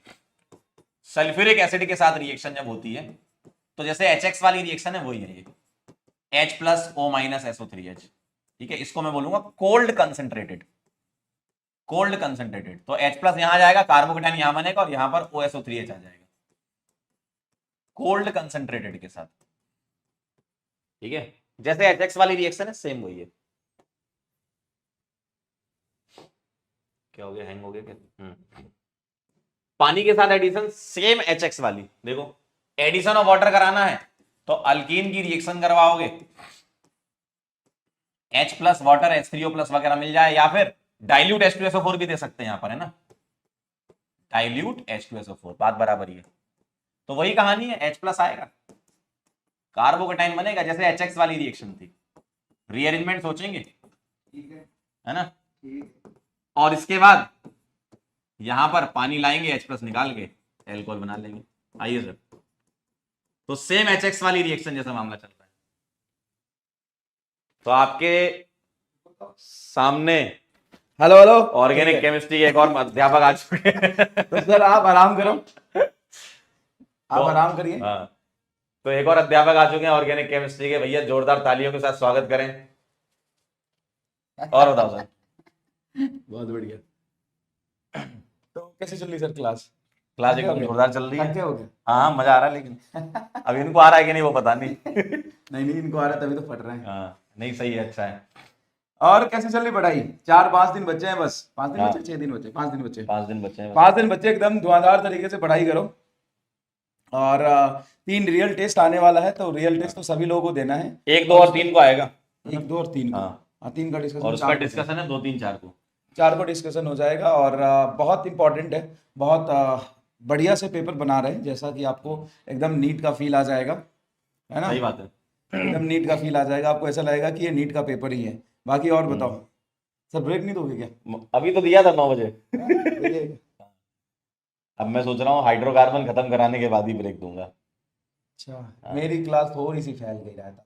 नहीं नहीं, सही है। ज्यादा हो गया। अरे बच्चे एकदम सारा कंप्लीट कर लिया उन्होंने, कह रहे हैं। हाँ, कंप्लीट तो कर लिया होगा, बस वही लगा कि मुझे हाँ। स्टार्टिंग में ना छोटे छोटे टॉपिक पे टाइम ज्यादा दे दिया। हाँ। इतना टाइम होता भी नहीं है ना बच्चों के पास अभी। सही बात है। प्रॉब्लम ये है कि पढ़ने वाले बच्चे, ज्यादा ईमानदार बच्चे जो होते हैं, उनको लगता है कि नहीं यार, अभी तो नहीं, कई लोगों कम ने टाइम है तो हमारे पूरा पास। देखा। अभी लिख रहे थे, हाँ कह रहे हमने तो पूरा देखा लेक्चर। हाँ, नहीं होंगे, हमने बहुत सारे कंप्यूटर बच्चे पे होंगे जो करा पूरा था। देखा होगा। नहीं, रिवाइज तो हो गया होगा, जितना हमने रिवाइज करा दिया, या जितना आप अभी रिवाइज करा दोगे 10 घंटे में, सही बात 8 है। घंटे में, उनको ये 1 महीना 2 महीना लग जाता है रिवाइज करने में। ठीक है। और सही बात। एडमिट कार्ड शायद आ गया है। आ गया एडमिट कार्ड? हाँ, देख एडमिट लेना कार्ड आ भैया, गया एडमिट कार्ड अगले ब्रेक में देखना, लेकिन अभी नहीं। पता के निकल लिए, अगली रिएक्शन आने वाली है। नहीं तो एडमिट कार्ड पहले लेने से सिलेक्शन थोड़ी ना हो जाएगा, नंबर ज्यादा नहीं आएंगे। एडमिट कार्ड तुम कल भी निकाल सकते हो। एडमिट कार्ड कल भी निकाल सकते हो आराम से, इसमें कोई दिक्कत वाली बात नहीं है। और अभी 5-6 दिन पूरा फोकस से पढ़ाई कर लो, और जितना ज्यादा मैक्सिमम हो चीजें रिवाइज कर लो, देख लो। तुम्हें मतलब एक बार को लगेगा कि यार देख रहा हूँ भूल रहा हूँ, देख रहा हूँ भूल रहा हूँ, देख रहा हूँ भूल रहा हूँ, लेकिन याद रखना एग्जाम में जब तुम बैठोगे ना, तो तुम्हें याद आएगा अरे 4 दिन पहले ये सवाल देखा था, 10 दिन पहले ये रिवीजन में किया नहीं, था, 8 देखने दिन में पहले तो रिवीजन सिलेबस किया बहुत था। बड़ा दिखता है। हाँ। लेकिन सवाल जब आते हैं तो लगता है अरे यार ये तो अच्छा, सीखा देखने हुआ में था। लगता भी बड़ा है, दिखता भी है, और जब आप देखते हो ना, लगता है कि चलो ठीक है हमें समझ आ गया, लेकिन तुरंत थोड़ी देर बाद ऐसा लगता है कि भूल गया, है ना। सही बात। मैं बंद कर दिया चीजें, मैं बैठा हूं, मैं सोचू क्या रिवाइज किया, तो कुछ भी नहीं पता। वो तो लेकिन बार बार देखने से ही हो पाएगा। हाँ, नहीं मतलब वो बैक ऑफ द माइंड में रहता है, सोचोगे तो लगेगा कि नहीं याद है, लेकिन बैक ऑफ द माइंड में रहता है। और जब एग्जाम में जाओगे ना, मतलब ईमानदारी से अगर तुमने महा रिवीजन कर लिया ना सारा, मैं बताता हूँ, ईमानदारी से अगर तुमने महा रिवीजन कर लिया ना सारा, नीट में तुमको 80% सवाल दिखेंगे कि यार यार ये तो सवाल सर ने करा था इस चैप्टर में, कहीं ना कहीं सर ने ये सवाल कराया था, ये तो रियल टेस्ट में ऐसा कुछ सवाल आया था। हर चीज आपको देखा हुआ मिलेगा। ठीक है। सोच लो बेटा, ये पेपर देने जा रहे हो तुम, सारी चीजें मिलने वाली हैं। तो आपको एकदम से सब कुछ, अब क्योंकि सारा ही पढ़ा दिया ना। सही बात है, कोई चीज छोड़ थोड़ी रहे। बस लॉन्ग टर्म कोर्स में और इसमें क्या ही फर्क था, एक्सप्लेनेशन का, हाँ, थोड़ा सा रिपीटेशन का, रिपीटेशन का और एक्सप्लेनेशन का, 4 सवाल का फर्क होगा, और क्या होगा। सही बात है। चलिए, क्या कह रहे, फुसफुस होगी? फुसफुस कह रहा, कल मैं पढ़ा रहा था ना, तो 3 घंटे बाद ही मतलब कुछ 2 घंटे हुआ तो बोला ब्रेक दो। अच्छा। तू तो बड़ा तिस्मार का बन रहा था, अब फुसफुस बम निकला तू तो। अच्छा। आते ही ब्रेक दो, आते ही फैल गया। तू फुसफुस बम है, इसलिए लिख रहे हैं, इसलिए लिख रहा है फुसफुस। चलिए बाय बाय, पढ़ाई करिए, टाइम कम है, और खुश रह के पढ़ाई करो, ओवरलोड मत लो। ये मत सोचो तुमने कितना पढ़ लिया है, ये मत सोचो कितना पढ़ना है, कभी भी ये मत सोचो कि तुम्हें कितना, अभी तो तुमने कितना कंप्लीट कर लिया, 10 घंटे हो गए, 4 घंटे हो गए, 6 घंटे हो गए, ये मत सोचना कभी भी। ये भी मत सोचना कि कितना बचा हुआ है, सिर्फ करना करना करना करना, करते करते समय निकलता जाता है, चीजें कंप्लीट हो जाती है। बहुत सिंपल सी बात है। चलिए, रिवीजन चल रहा है, रिवीजन करते रहो और क्या। फुस मत होना। चलिए बाय बाय, पढ़ाई करिए, चलो बाय। एडमिट कार्ड नहीं आया, नहीं आया होगा, चलो ठीक है, मैंने कहीं न्यूज देखा था कि आज आने वाला है, या आ गया है, कई लोग बोल रहे थे नहीं आया, ठीक है ठीक है, आ जाएगा, एग्जाम से पहले आ जाएगा, वही एग्जाम से पहले तो आ ही जाएगा। चलिए बाय बाय। पैर दर्द कर रहा है भयंकर। चलो ठीक है, चलें आगे बढ़ें फिर, क्या कहते हो? तो कहानी कुछ ऐसी है कि वाटर वाली रिएक्शन भी वही है जो HX वाली थी और H2SO4 वाली थी, ठीक है। चलो भाई वापस आओ इधर इधर इधर। तो कार्बोकेटाइन बनाओ, रीअरेंजमेंट सोचो, पानी लाओ, H+ निकाल के वैसे लगा देना, तो ये हो गया आपका एडिशन ऑफ वाटर, ठीक है। अब चलते हैं अगली रिएक्शन पर, इसको बोल रहे हैं अपन ऑक्सीडेशन रिएक्शन, ठीक है। ऑक्सीडेशन में क्या मिलेगा आपको? बेयर्स रिएजेंट, ठीक है। यहां मिलेगा बेयर्स रिएजेंट। बेयर्स रिएजेंट याद है सबको? जल्दी से बता दो मेरे को। डाइल्यूट अल्कलाइन KMnO4, ठीक है। डाइल्यूट अल्कलाइन KMnO4 क्या करेगा? ये अल्कीन की रिएक्शन कराएंगे, ठीक है। और सिन एडिशन होता है ये बेयर्स रिएजेंट के प्रेजेंस में। पाई बॉन्ड को ब्रेक करना है, सेम साइड OH लगाना है, सिन एडिशन करेगा, ठीक है। तो विसिनल डायोल बना लेगा इसमें। क्या बना लेगा ये? विसिनल डायोल बना लेगा, ठीक। विसिनल डायोल बना लेगा ऑक्सीडेशन पर। ओजोनोलिसिस की अगर हम बात करें तो दो प्रकार की ओजोनोलिसिस होती है, एक होती है रिडक्टिव, ठीक है, और एक होती है ऑक्सीडेटिव। रिडक्टिव ओजोनोलिसिस में क्या होता है? मेरे पास अल्कीन हो या नंबर ऑफ डबल बॉन्ड एक से ज्यादा भी हो, सारे बॉन्ड तोड़ने के, ठीक है। रिडक्टिव में मिलेगा O3CCl4, इसके साथ में आपको Zn मिलेगा। Zn मिल सकता है, Zn वाटर मिल सकता है, Me2S मिल सकता है, ठीक है। ये रिएजेंट आपको इनमें से रिडक्टिव के रिएजेंट मिल सकते हैं। करने का क्या है? डबल बॉन्ड तोड़ना, ओ गो, ठीक है। तो ये बनाएगा C double bond O plus O double bond C, मतलब कार्बोनाइल कंपाउंड यहां पर बन जाया करता है, ठीक है। कार्बोनाइल कंपाउंड बन जाया करता है। ऑक्सीडेटिव में क्या करोगे? बस थोड़ा सा यहां पर एक काम करना है, मान लो यहां H लगा है, तो ऑक्सीडेटिव में क्या होगा? O3CCl4 मिलेगा, ठीक है। पानी मिलेगा, Zn नहीं मिलेगा, या आपको यहां मिल सकता है H2O2, ठीक। इसके अलावा और रिएजेंट ऐसे हैं जैसे KMnO4, ठीक, और K2Cr2O7, या आपको हॉट मिल जाए या एसिडिक मिल जाए, एसिडिफाइड मिल जाए, ठीक है, हीटिंग के साथ मिल जाए। तो ये सारे के सारे रिएजेंट ऑक्सीडेटिव ओजोनोलिसिस जैसा काम करते हैं। बॉन्ड तोड़ेंगे, ओ गो, और जो एल्डिहाइड वाला पार्ट है उसको मैक्सिमम ऑक्सीडाइज करना है। जैसे यहां CH बॉन्ड लगा है तो यहां O लगा दो, इधर O और इधर O लगा दो, तो ये बना लेगा RCOH, और ये बनाएगा H2CO3, और H2CO3 डिकम्पोज हो जाता है CO2 प्लस वाटर में। तो ये आपको फाइनली कार्बोक्सिलिक एसिड तक ले जाएगा। क्लियर है एकदम? ठीक है, चलिए अगला इसके पॉइंट देख लो जरा। ऑलिफिन्स को डिटेक्ट करने के लिए, डबल बॉन्ड वगैरह डिटेक्ट करने के लिए यूज करते हैं। जितनी ज्यादा न्यूक्लियोफिलिसिटी यानी कि इलेक्ट्रॉन डोनेटिंग ग्रुप होगा उतनी ज्यादा रेट ऑफ रिएक्शन होगी ओजोनोलिसिस में। और अगर कभी फॉर्मेल्डिहाइड बन रहा है यानी कि टर्मिनल अल्कीन उसमें प्रेजेंट है, तभी फॉर्मेल्डिहाइड बन रहा होगा रिडक्टिव में, ठीक। और ग्लाइक्सल अगर बन रहा है तो कॉन्जुगेटेड डाइन होगा, तभी ग्लाइक्सल बन रहा है, क्योंकि दो बॉन्ड टूटेंगे। जैसे मान लीजिए ये मेरे पास कॉन्जुगेटेड डाइन है, इसको तोड़ा ओ गो, और इसको तोड़ा ओ गो, तो ये बन गया बीच वाला पार्ट CHO। तो ग्लाइकोजल तो तभी बनेगा जब दोनों साइड से ऑक्सीजन मिल रहा हो, और 2 मोल साथ में यहां पर फॉर्मेल्डिहाइड भी बनेगा। क्लियर एकदम? क्लियर है एकदम? ठीक है, तो ये कहानी है। आगे चलते हैं। अगर मैं कॉन्जुगेटेड डाइन में इलेक्ट्रोफिलिक एडिशन रिएक्शन करवाना चाहूं, ठीक है, ये अच्छा सवाल बन सकता है आपके एग्जाम के लिए। मेरे पास ये कॉन्जुगेटेड डाइन है और मैं इसमें HX की रिएक्शन करवाना चाहता हूं, ठीक है, HX की। मैं क्या करूंगा? H+ लाऊंगा, अल्कीन पे H+ रिएक्ट करेगा तो ये बना लेगा ऐसा, कार्बोकेटाइन बनेगा। अब ये कार्बोकेटाइन स्टेबल है। अब एक चॉइस ये हो सकती है मेरी कि मैं यहां X नेगेटिव का अटैक करवा दूं, तो ये मिलेगा मेरे को ऐसा, ठीक है। और ये हो सकता है कि मैं इसका रेजोनेटिंग स्ट्रक्चर बना लूं। कार्बोकेटाइन हालांकि इसमें कम स्टेबल हो जाएगा, लेकिन प्रोडक्ट ज्यादा स्टेबल आएगा। और अब मैं यहां X- जोड़ूंगा तो आ जाएगा CH2X, single bond CH, double bond CH, single bond CH3, ठीक है। अब ध्यान दीजिएगा, अगर मैं इसको बोलता हूं, ध्यान से सुनना, अगर मैं इसको 1, इसको 2, इसको 3, इसको 4 बोलता हूं, तो यहां क्या हुआ? हाइड्रोजन 1 पे आया और 2 पर हेलोजन आया। यहां क्या हुआ? 1 पे हाइड्रोजन आया, 4 पर हेलोजन आया। तो इसको मैं बोलता हूं 1-2 एडिशन, और इसको बोलूंगा मैं 1-4 एडिशन। 1-2 एडिशन में अल्कीन स्टेबल नहीं है, कंपेरिजन टू 1-4। यहां अल्कीन स्टेबल है, देखो 5 अल्फा H आ रहे हैं, और यहां पर 1 अल्फा H आ रहा है, लेकिन इसका कार्बोकेटाइन स्टेबल है। तो कार्बोकेटाइन स्टेबल हो, वहीं अटैक हो जाए तो फास्ट अटैक हुआ होगा, तो इसको बोलते हैं काइनेटिकली कंट्रोल प्रोडक्ट KCP। और यहां अल्कीन स्टेबल, इसको बोलते हैं टीसीपी, थर्मोडायनेमिकली कंट्रोल प्रोटेक्ट। एक अच्छा सवाल ये हो सकता है, ठीक है। तो लो टेम्परेचर अगर है तो 1,2 प्रोडक्ट बनाएंगे, केसीपी वाला बनाएंगे, और हाई टेम्परेचर 1,4 बनाएंगे। कुछ नहीं लिखा है, कॉन्जुगेटेड डाइन दे रखी है, तो ऑलवेज 1,4 मेजर बनाए। क्यों? क्योंकि अल्कीन स्टेबल है उसकी, ठीक है, अल्कीन स्टेबल है उसकी, ठीक है। चलिए अल्काइन पे चलते हैं। कैल्शियम कार्बाइड CaC2, इसमें अगर तुम पानी डालोगे तो ये एसिटिलीन बना लेता है, क्योंकि ये जो एग्जिस्ट करता है ऐसे करता है ना, Ca2+, C triple, negative negative, पानी मतलब H+ और OH-, इसको OH- मिलेगा, इसको H+ मिलेगा, एसिटिलीन बना लेगा, और कैल्शियम हाइड्रोक्साइड भी बनेगा। विसनल डाइहैलाइड से बना सकते हो, विसनल डाइहैलाइड से अल्काइन बना सकते हो। ये वही E2 वाली रिएक्शन आपकी हो जाएगी, E2 एलिमिनेशन। और alcoholic KOH followed by NaNH2 usually यहां पर लिया करते हैं।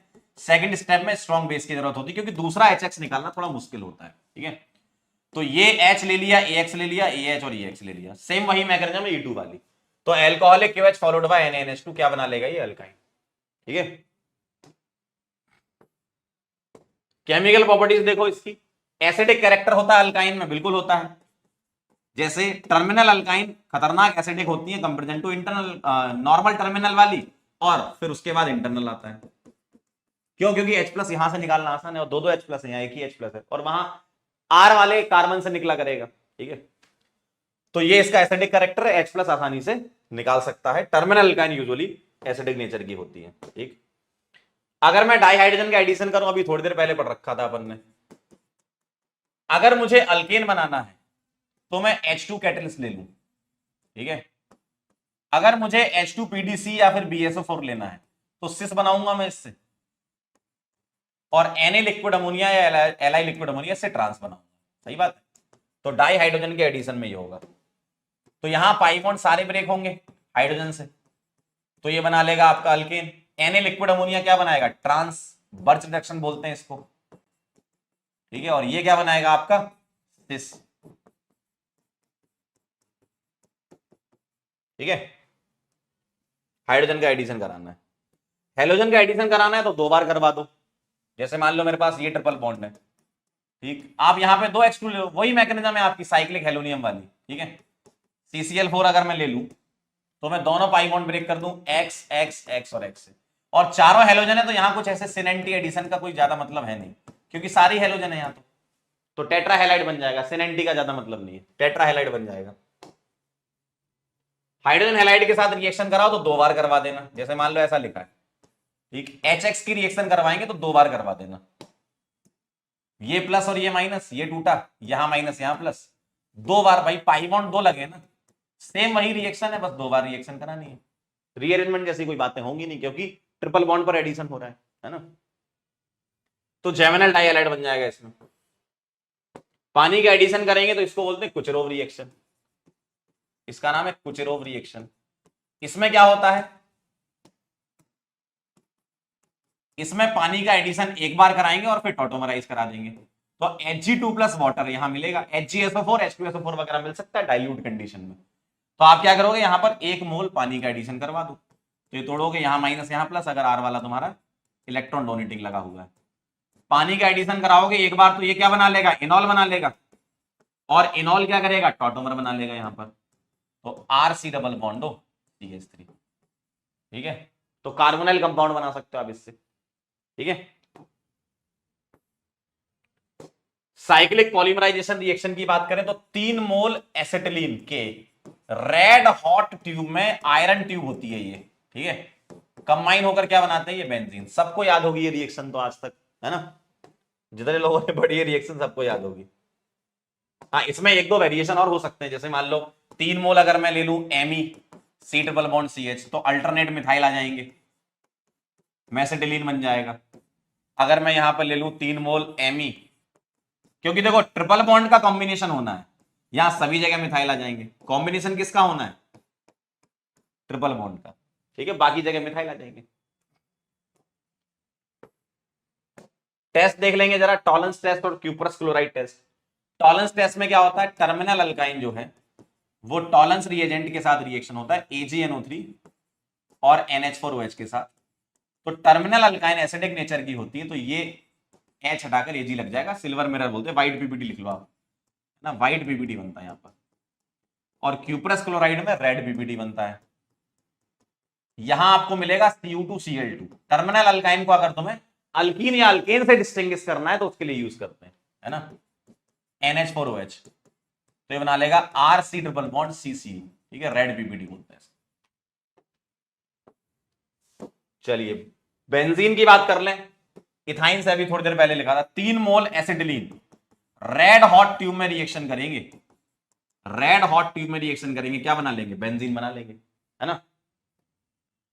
अगली रिएक्शन देखें, डीकार्बोक्सिलेशन ले लो आप, जैसे PHCOH ले लो या PHCONA ले लो, दोनों में से कोई भी ले लो। सोडा लाइम डीकार्बोक्सिलेशन करवा लो आप, हीटिंग करवा लो जरा, सोडा लाइम डीकार्बोक्सिलेशन कराओ, ये पूरा का पूरा हटके बेंजीन बना लेगा, यहां भी और यहां भी, है ना। फिनॉल की रिएक्शन Zn से करवा दो, PHOH। इसकी रिएक्शन जिंक से करवाओगे तो आप क्या करो, Zn लिख लो और ZnO खींच लो, क्या बन जाएगा, PHH, ठीक है। तो फिनॉल से अगर तुम्हें बेंजीन बनाना है तो Zn आप ले सकते हो। आइए जरा इलेक्ट्रोफिलिक सब्स्टिट्यूशन रिएक्शन की अगर हम बात कर लें तो इसमें क्या होता है, ESR बड़ी इंपॉर्टेंट रिएक्शन है। बेंजीन के पास कोई इलेक्ट्रोफाइल आएगा, बेंजीन से H हटेगा और इलेक्ट्रोफाइल आ जाएगा, क्या ये बात क्लियर है। H हटकर क्या आ गया, इलेक्ट्रोफाइल आ गया, ठीक है। H हटकर क्या आ गया, इलेक्ट्रोफाइल आ गया, यानी कि इलेक्ट्रोफाइल ने सब्स्टिट्यूट कर दिया सब्स्टिट्यूट। अब इसमें क्या क्या हो सकता है, इलेक्ट्रोफाइल क्या क्या मिल सकते हैं। नाइट्रेशन में आपको यूजुअली मिलेगा concentrated HNO3 plus concentrated H2SO4, और यहां HNO3 एक बेस की तरह काम करता है। इलेक्ट्रोफाइल मिलेगा तुमको कैसे, ध्यान से देखना, HNO3 को मैं ऐसे लिख रहा हूं, H2SO4H प्लस देगा, इसका लोन पेयर, इसको मिलेगा प्रोटोनेट हो जाएगा और पानी निकल जाएगा यहां से, देखो पानी निकलेगा और NO2 प्लस बनेगा। ये इस रिएक्शन में इलेक्ट्रोफाइल है। तो आपको इलेक्ट्रोफाइल पता होने चाहिए, और ये किसकी तरह काम कर रहा है, लुईस बेस की तरह काम करता है HNO3 इन नाइट्रेशन रिएक्शन। क्या ये बात क्लियर है। NO2 प्लस एक इलेक्ट्रोफाइल है, और अब ये इलेक्ट्रोफाइल बेंजीन के पास जाएगा और H का सब्स्टिट्यूशन हो जाएगा, नाइट्रेटिंग मिक्सचर इसका नाम है। अगला देखें जरा, हेलोजिनेशन में कैसे बनता है electrophile. X2 in presence of Fe मिलेगा या FeX3 मिलेगा, ठीक है। और ये एनहाइड्रस होना चाहिए, हाइड्रस नहीं होना चाहिए, वरना ये X2 पानी के साथ रिएक्शन करके HOX वगैरह बना सकता है ना। क्या होगा, ये FeX3 इसके साथ रिएक्शन करेगा, ये दोनों इलेक्ट्रॉन यहां जाएंगे तो X प्लस बनेगा और FeX4 नेगेटिव बनेगा, और X प्लस जो है वो इलेक्ट्रोफाइल है इस पर्टिकुलर रिएक्शन में, यानी कि हेलोजिनेशन रिएक्शन में X प्लस इलेक्ट्रोफाइल होता है, ठीक है। अगला देखें जरा, सल्फोनेशन में सीधा सीधा इलेक्ट्रोफाइल SO3 आपको मिलता है, ठीक है, और वो आप जानते हो, अभी अपन रिएक्शन करा लेंगे। इलेक्ट्रोफाइल लिख लो, अभी SO3 इलेक्ट्रोफाइल यहां मिलता है, क्योंकि अभी हम सभी के इलेक्ट्रोफाइल लिख रहे हैं, ठीक है, ये कहानी।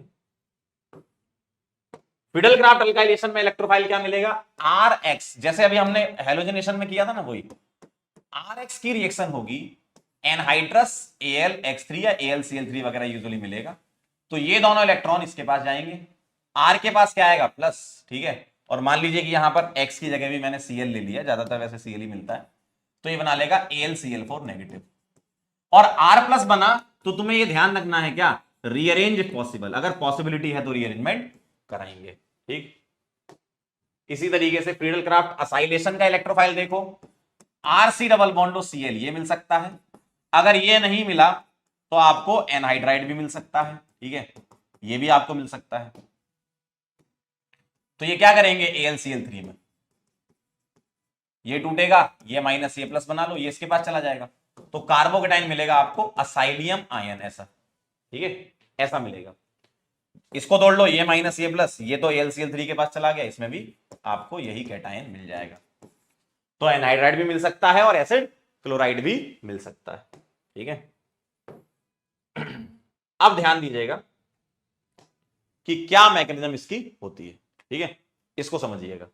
हमने क्या करा अभी तक, इलेक्ट्रोफिलिक सब्स्टिट्यूशन रिएक्शन का बेसिक समझा, इलेक्ट्रोफाइल आएगा, H जाएगा, लेकिन कैसे, है ना। फिर हमने कैसे वाली बात तो अब करेंगे। हमने इलेक्ट्रोफाइल सबके क्रिएट कर लिए, लेकिन होगा कैसे वो समझ लो, ध्यान से देखिएगा, क्योंकि इसकी मैकेनिज्म थोड़ी इंपॉर्टेंट है।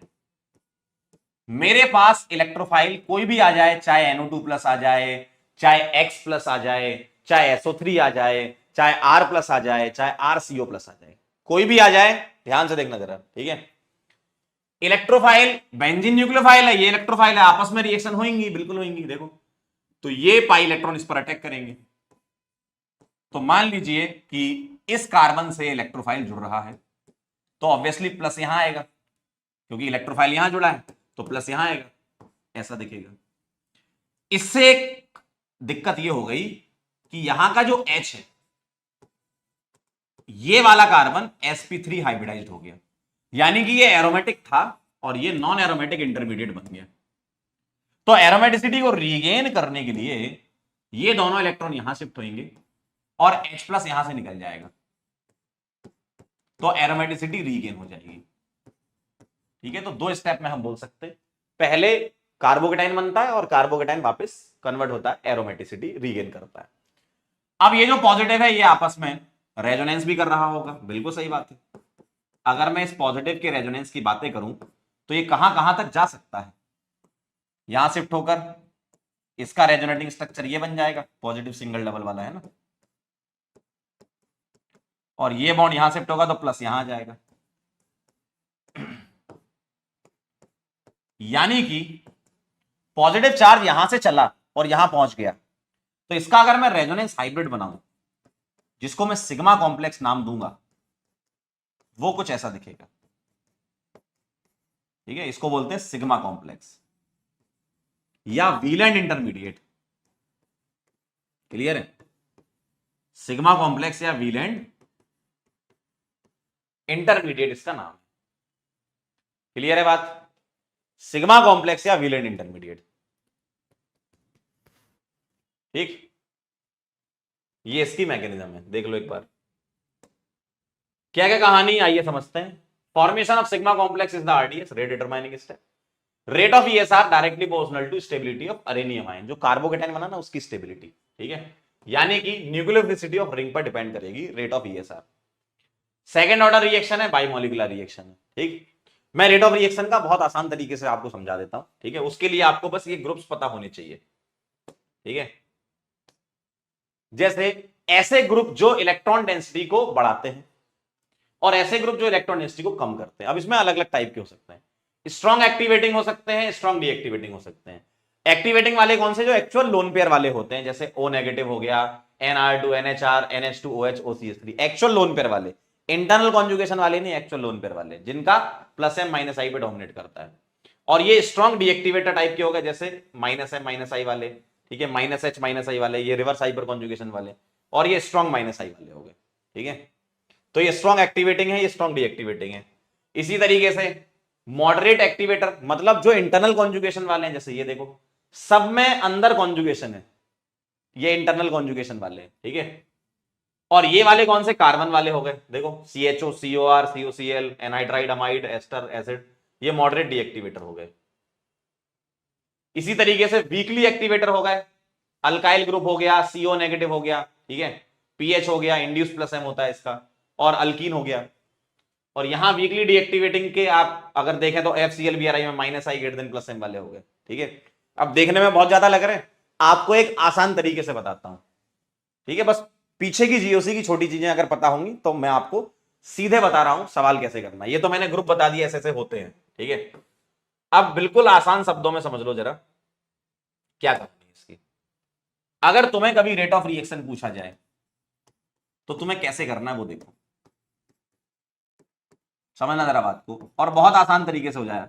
मैंने तो खैर ये ग्रुप्स बता दिए, ये होते हैं, अगर आपको बाद में कभी पढ़ना है, अगर आपको नहीं भी पढ़ना है तो आसान तरीका बताता हूं, देखो ये देखना जरा गौर से देखना।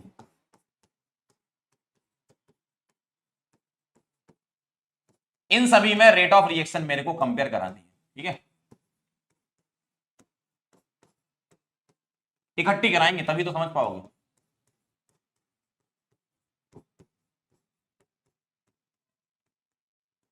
इन सभी में रेट ऑफ रिएक्शन इकट्ठी कंपेयर करानी है, ठीक है।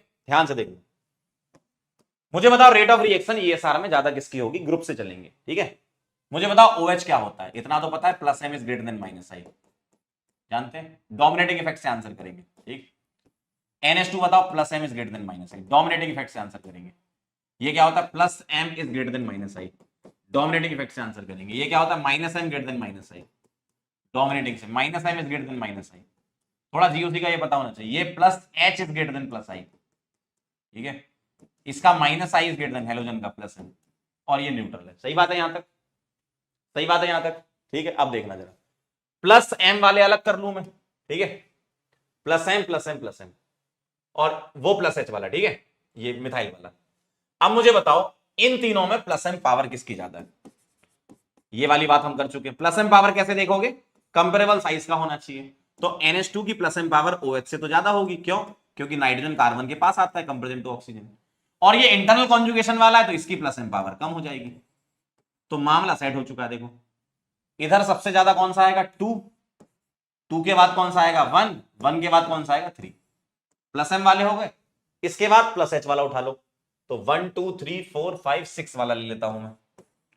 उसके बाद न्यूट्रल वाला उठा लो, 1 2 नंबर ही कर लेता हूं, 1 2 3 4 5 6 7 और 8, 8 वाला ले लो 6 के बाद, ठीक है। अब देखो माइनस एम और माइनस आई वाला पहले ले लूं, क्योंकि भाई rate of reaction directly proportional to भाई स्टेबिलिटी ऑफ कार्बोकेटाइन, देखोगे ना, अरेनियम आयन कार्बोकेटाइन था, विलेन इंटरमीडिएट है ना, तो 7 वाला आ गया। अब बचा ये दोनों, अब तुम्हें पता है NO2 भयंकर विथड्रॉइंग होता है, तो 4 पीछे 5 आगे, देखो ये आपका आंसर है 2136875, कितने लोगों का यही आया है, कितने लोगों का यही आंसर आया है, आया गया। तो बस यही वाली चीज अपनानी है आपको, तो वो सब ग्रुप की टेंशन फिर छोड़ देना, स्ट्रॉन्ग एक्टिवेटर डीएक्टिवेटर, इससे ही हो जाएगा काम आपका, क्लियर है। तो सारा का सारा इसी से खेल हो जाएगा आपका, ईएसआर की कोई भी रेट ऑफ रिएक्शन वाला सवाल आएगा तो। इसका एक ओपी पॉइंट देख लो, generally deactivating groups are meta directing except केमोलियम्स, ठीक है। जैसे डीएक्टिवेटर है, हेलोबेंजीन जो है वो minus I is greater than plus M होता है भाई साहब, इसकी रेट ऑफ रिएक्शन बेंजीन से भी कम होती, पीछे तो देखा अभी अपन ने, लेकिन फिर भी ये ऑर्थोपैरा डायरेक्टर है, क्योंकि कॉन्सेप्ट अलग है। ध्यान से सुनना, प्रोडक्ट क्या बनेगा, प्रोडक्ट क्या बनेगा वो किस पे डिपेंड करेगा, देखो इसके पास लोन पेयर है, प्रोडक्ट क्या बनेगा, इलेक्ट्रोफाइल कहां आएगा, वो तो डिपेंड करेगा एम इफेक्ट, रेट किसकी ज्यादा होगी किसकी कम, वो डोमिनेटिंग इफेक्ट। ध्यान से सुनना जो बात मैंने बोली, प्रोडक्ट क्या बनेगा वो डिपेंड करेगा एम इफेक्ट पर। जैसे हेलोजन के पास लोन पेयर है, ये प्लस एम ग्रुप है और प्लस एम ग्रुप है, तो एक बनेगा ऑर्थो और एक बनेगा पैरा। मेजर माइनर की बातें बाद में करेंगे, है ना, यूजुअली पैरा मेजर होता है हेलोजन के केसेस में, ठीक है। स्टेरिक एंट्रेंस चलते हैं, क्या बोला मैंने, प्रोडक्ट क्या बनेगा, ऑर्थो पैरा बनेगा या मेटा बनेगा, वो डिपेंड करेगा प्लस एम और माइनस एम पर, ठीक है। इसको अभी अपन देख लेते हैं, डायरेक्टिव इन्फ्लुएंस। रेट किसकी ज्यादा होगी वो किस बात पर डिपेंड करेगा, डोमिनेटिंग इफेक्ट, जो पीछे सिखाया है, ठीक है। आइए ये चीज समझ लेते हैं, डायरेक्टिव इन्फ्लुएंस। देखो प्रोडक्ट क्या बनना है, मान लीजिए कोई ग्रुप लगा है यहां पर प्लस एम, ठीक है, मैं सिर्फ एम देखूंगा, अगर मुझे आंसर करना है ना तो मैं सिर्फ एम देखूंगा, अगर प्लस एम है तो ऑर्थो पैरा डायरेक्टिंग, क्यों, क्योंकि प्लस एम वाले ऑर्थो और पैरा पर नेगेटिव चार्ज क्रिएट करते हैं और इलेक्ट्रोफाइल की इलेक्ट्रोनेसिटी बढ़ाते हैं कि वहां जाओ, इलेक्ट्रोफाइल को बोलते हैं कि भाई मैंने इलेक्ट्रोनेसिटी ऑर्थो पैरा पर बढ़ा रखी है, जाओ उधर, ये बनेगा। और अगर यहां मैंने माइनस एम ग्रुप लगा रखा है तो ये वाला इलेक्ट्रोफाइल आएगा, ये कोई इलेक्ट्रोनेसिटी बढ़ाता नहीं है ना, ये माइनस एम वाला इलेक्ट्रोनेसिटी बढ़ाता, लेकिन हाँ relatively Meta position electron rich होती कंपेरिजन टू ऑर्थो पैरा, तो यहां बनता मेटा डायरेक्टर। क्या बोला मैंने, समझ में आई बात, प्रोडक्ट क्या बनना है वो एम इफेक्ट से पता चलेगा, रेट किसकी ज्यादा किसकी कम वो डोमिनेटिंग इफेक्ट से चलेगा, ठीक है। क्लियर एकदम, समझ गई बात को।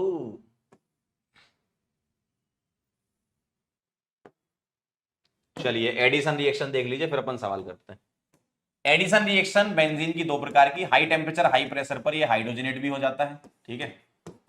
H2Ni high temperature high pressure पर ये बनेगा, और Cl2 सनलाइट भारी मात्रा में गमेक्सिन बना देता है। ये इंसेक्टिसाइड होता है, डीडीटी से अच्छा होता है ये C6H6Cl6, ठीक है। गामा BHC बोलते हैं, बेंजीन हेक्साक्लोराइड, ठीक है। गामा 666 भी नाम है, लिंडेन भी नाम है, ठीक है। क्लियर है बेटा? मेजर कौन सा होगा कौन सा माइनर होगा वो टाइप ऑफ चैप्टर पे डिपेंड करता है। जैसे हेलोएरिन्स वाले चैप्टर में देखोगे तो आपको पैरा वाला मेजर मिलेगा, क्योंकि क्लोरोबेंजीन की रिएक्शन पढ़ते हैं हम वहां पे। फिनॉल में देखोगे तो राइमेडिमन में ऑर्थो मेजर होता है, हाइड्रोजन बॉन्डिंग की वजह से, है ना। तो हाइड्रोजन बॉन्डिंग कभी आती है तो ortho major, otherwise steric hindrance से पैरा मेजर। चलिए हाइड्रोकार्बन के सवाल कर लेते हैं फटाक से, बोलो सवाल कर लो। सवाल इतना सब पड़ा है हाइड्रोकार्बन का, ओवरऑल सवाल करेंगे। Weight of 2 moles of organic compound which is obtain by heating sodium ethanoid with sodium hydroxide in presence of calcium oxide. बताओ क्या आंसर आएगा, बोलो भाई।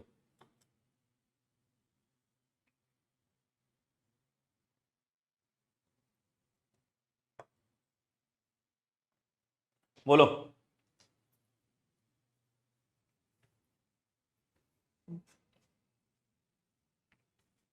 बोलो क्या लग रहा है?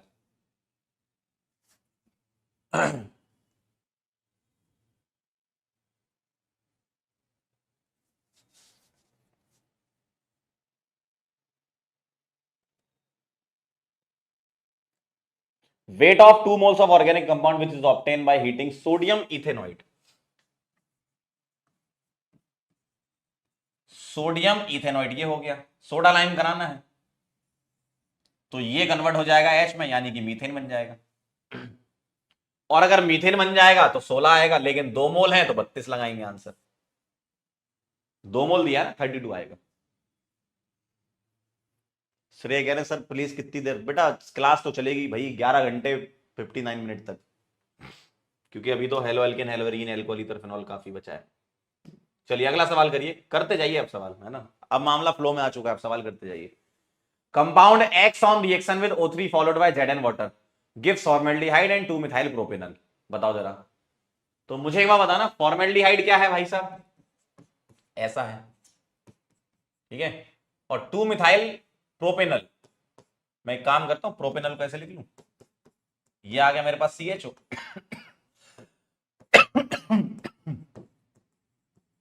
ऐसा प्रोपेनॉल और 2 पर मिथाइल, है ना। यहां मिथाइल लिखी, 2 मिथाइल प्रोपेनॉल, सही बात है। आओ ये निकाल दो, तो ये आ गया CH2 double bond CH, CH3 और CH3, ऐसा देखिए।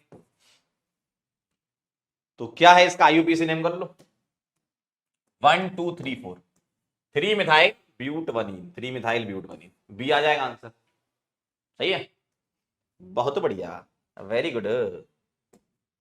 अगला बताएं, which of the following is suitable to synthesize chlorobenzene. बता दो जरा। HCl के साथ हीटिंग कराइए तो एसिड बेस कर लेगा, ammonia NH3 plus Cl minus बनेगा, ठीक है। ये तो Cl बेंजीन पे लगानी, बेंजीन की Cl2 आए है हेलोजिनेशन, Cl प्लस देगा, बेंजीन पे जुड़ जाएगा। फिनॉल NaNO2HCl तो होगा नहीं, वो तो एनिलीन के साथ खेलते हैं। HCl डायरेक्ट करेगा नहीं, एडिशन रिएक्शन करेगा नहीं, क्यों? अगर HCl यहां जोड़ दोगे तो नॉन एरोमेटिक बन जाएगा, तो बेंजीन एडिशन रिएक्शन नहीं देता, ठीक है। Next question, which compound among the following is not an aromatic. अच्छा ये तो हो चुका है, हो चुका है ना, मतलब इस टाइप का हो चुका है। चलो बताओ कौन सा एरोमेटिक नहीं है, नॉन एरोमेटिक। ए आ गया, देखो ये sp3 आ गया, ठीक है। बाकी ये एरोमेटिक है, 6 pi electron, 2 pi electron, 6 pi electron. चलिए अगला सवाल, the major product of the following chemical reaction. बताओ HBr के साथ क्या दे रखा है, बताओ HBr के साथ क्या दे रखा है, परऑक्साइड। ये परऑक्साइड है तो एंटी मार देंगे, क्या कर देंगे, एंटी मार। लगाओ जरा, नेगेटिव ये पॉजिटिव, ये यहां जाएगा, ये यहां जाएगा, आंसर आ जाएगा। देखो टर्मिनल पे Br लगा देना भाई साहब, डी आ जाएगा आंसर, एंटी मार्कोव-निकोव रूल। ठीक है, अगला, which of the following alkane can not be made in good yield by Wurtz reaction. मतलब ऑड वाली गुड यील्ड में नहीं बनेगी, है ना। 2,3 डाइमिथाइल ब्यूटेन, ब्यूटेन ये हो गया 2,3 डाइमिथाइल, सिमेट्रिकल है, बिल्कुल बनेगी। हेप्टेन 3 4 5 6 7, 1 2 3 4 5 6 7, हेप्टेन आ जाएगा आंसर। ऑड नंबर वाली नहीं बनेगी ना, क्योंकि कपलिंग होती है तो इवन प्लस इवन इवन होता है, ऑड प्लस ऑड इवन होता है ना। एन ब्यूटेन और एन हेक्सेन तो इवन है। चलिए अगला सवाल बताएं जरा, इस टाइप के सवाल तो कर लेंगे अब। विच of the following compound is most reactive in electrophilic aromatic. बताओ EAS या ESR में सबसे ज्यादा रिएक्टिव कौन सा है, किससे आता है, डोमिनेटिंग इफेक्ट से। बताओ, डोमिनेटिंग इफेक्ट से चलेंगे, -M is greater then -I, ठीक है। यहां +M is greater then -I, -I is greater then +M। क्या आ गया आंसर, डोनेटिंग वाले होने चाहिए, कार्बोकेटाइन स्टेबल होना चाहिए। तो rate of reaction directly proportional to +M +I inversely proportional to -M -I, ठीक है। +M +H +I, -M -H -I, ठीक है, क्योंकि कार्बोकेटाइन है यहां पे, अरेनियम आयन। चलिए अगला, an alkene on ozonolysis gives methanol as one of the product, it's structure is. बताओ मिथेनॉल कोई प्रोडक्ट बनना यानी कि फॉर्मेल्डिहाइड यानी कि टर्मिनल होना चाहिए, ठीक है। तो ये आ गया, देखो टर्मिनल होगा तभी तो मिथेनॉल प्रोडक्ट बनेगा, यहां तो मिथेनॉल बनेगा नहीं, टर्मिनल नहीं है, ये भी नहीं है और ये भी नहीं है, ठीक है, बी आ जाएगा। अगला, which of the following is a free radical FrSr। बताओ जरा, मीथेन की Br2 सनलाइट, एसिटिलीन HBr पे इलेक्ट्रोफिलिक एडिशन रिएक्शन है HBr वाली, ठीक है। और ये वाली फ्री रेडिकल एडिशन रिएक्शन है पेरोक्साइड के प्रेजेंस में, ठीक। और ये वाली है ESR, बेंजीन पर Br2 AlCl3, Br+ देगा, इलेक्ट्रोफिलिक सब्स्टिट्यूशन रिएक्शन, ठीक है।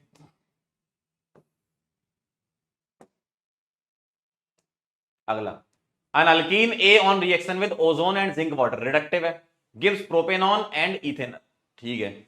प्रोपेनॉन और इथेनॉल ना, ठीक है, बना लेते हैं। प्रोपेनॉन ये हो गया एसीटोन और इथेनॉल हो गया डबल बॉन्ड CH3, उल्टा चलोगे O2 खींच लोगे, ठीक है, तो ये बन जाएगा ऐसा। अब क्या करना है भाई साहब, addition of HCl2 alkene A gives B, ठीक है। अब इसके HCl के साथ रिएक्शन करा लो, सबसे पहले H+ आएगा, कार्बोकेटाइन बनेगा, यहां कोई रीअरेंजमेंट नहीं आएगा तो ऐसा दिखेगा आपको, देखो यहां Cl, चेक करिए जरा, C आ जाएगा आंसर, देखो चेन्नई आ जाएगा आंसर, ठीक है ना। चलिए अगला देखें जरा क्या कह रहे हैं, मोस्ट सुटेबल चाहिए, अल्काइन से सिस अल्कीन बनानी है, H2PDC क्विनोलिन या सल्फर BSO4 वगैरह के साथ, है ना। अगला देखिए, among the following the reaction that proceed through an electrophilic substitution. बताओ ESR कौन करेगा, ये वाला है, Cl+ देगा इलेक्ट्रोफाइल, बी आ जाएगा आंसर, ठीक है। ये तो वैसे भी गलत बना रखा, पाई बॉन्ड तोड़े नहीं इन्होंने, ठीक है, और ये सब्स्टिट्यूशन है इलेक्ट्रोफिलिक वाली, नहीं सॉरी न्यूक्लियोफिलिक सब्स्टिट्यूशन NSR है ये, ठीक है, बी आ जाएगा आंसर, Cl+ है ना ESR। अगला देखें जरा, hydrocarbon A reacts with bromine by substitution to form an alkyl bromide, ठीक है। Which by Wood reaction is converted to the gaseous hydrocarbon containing less than 4 carbon atoms. अच्छा, लेस देन 4 कार्बन एटम्स चाहिए Wurtz reaction में। अगर 2 carbon की alkyl halide होगी तो वो 4 कार्बन वाला दे देगा, यानी कि 1 कार्बन की अल्काइल हैलाइड होनी चाहिए, यानी कि C आएगा। अगर 2 कार्बन होते तो वो तो 4 कार्बन की देगा, ये तो कह रहे हैं लेस देन 4 कार्बन एटम्स होना चाहिए, यानी कि CH4 का ब्रोमिनेशन करा के CH3Br बनाओ और CH3Br की वुड्स कराओगे तो ईथेन बन जाएगा, ठीक है। अगला सवाल, C7H8 3 मोल क्लोरीन के साथ सनलाइट है, ठीक है। तो C7H8 हो गया आपका क्या, टोल्यूइन हो गया, ठीक है। 3 मोल क्लोरीन करा लो तो CCl3 करा लो यहां पर, और Br2 क्या देगा, Br+ और CCl3 आपका -H है, मेटा डायरेक्टर है, तो Br+ मेटा डायरेक्टर है, यानी कि यहां चला जाएगा। और अब Zn HCl रिड्यूस कर देगा, और वैसे भी स्ट्रॉन्ग रिड्यूसिंग एजेंट है, तो तीनों Cl हटाकर यहां पर CH3 लगा देगा भाई, Cl हटकर H आ जाएगा। ये वाला Br निकलेगा नहीं, क्यों? क्योंकि ये रेजोनेंस में है ना, पार्शियल डबल बॉन्ड कैरेक्टर इसके पास। तो मेटाब्रोमोटोल्यूइन बन जाएगा, मेटाब्रोमोटोल्यूइन, ये आ जाएगा आंसर, मेटाब्रोमोटोल्यूइन। अगला देखें, कह रहे हैं product the correct intermediate and product. आए हाय, ये वाली तो सिंपल रिएक्शन है, कुचलोव रिएक्शन है। एक बार पानी का एडिशन करो, इनॉल बनेगा यहां पर, और इनॉल का आप टॉटोमराइज करा के कीटो फॉर्म बना लो। देखो इनॉल का कीटो फॉर्म बना लो, ये आ गया यार सीधा सीधा, इनॉल बनेगा फिर कीटो फॉर्म बन जाएगा, सही बात है। अगला देखो, करेक्ट एसिडिटी का ऑर्डर, ये तो मैंने लिखा भी था। ट्रिपल बॉन्ड में अल्काइन में दोनों तरफ H है, सुपर टर्मिनल है तो मजेदार है, फिर एक H है, फिर अल्कीन है, फिर अल्केन है, चेन नहीं आ जाएगा आंसर। हाइब्रिडाइजेशन से कर लो, S कैरेक्टर से, है ना, S कैरेक्टर से हो जाएगा। अगला देखें जरा, NaNH2 लिक्विड अमोनिया और उसके बाद CH3CH2Br। देखना जरा, मैं NaNH2 लिक्विड अमोनिया में क्या करूं, इसका एक H निकाल लूं, क्यों? टर्मिनल अल्काइन एसिडिक नेचर के होते हैं, और ये रिएक्शन में H प्लस निकल जाएगा, NH2 माइनस H प्लस लेके अमोनिया बना लेगा। अब ये एनायन इस जगह पर अटैक करके Br को निकाल देगा, NaBr निकल गया, तो ये बन जाएगा HC triple bond C CH2 CH3।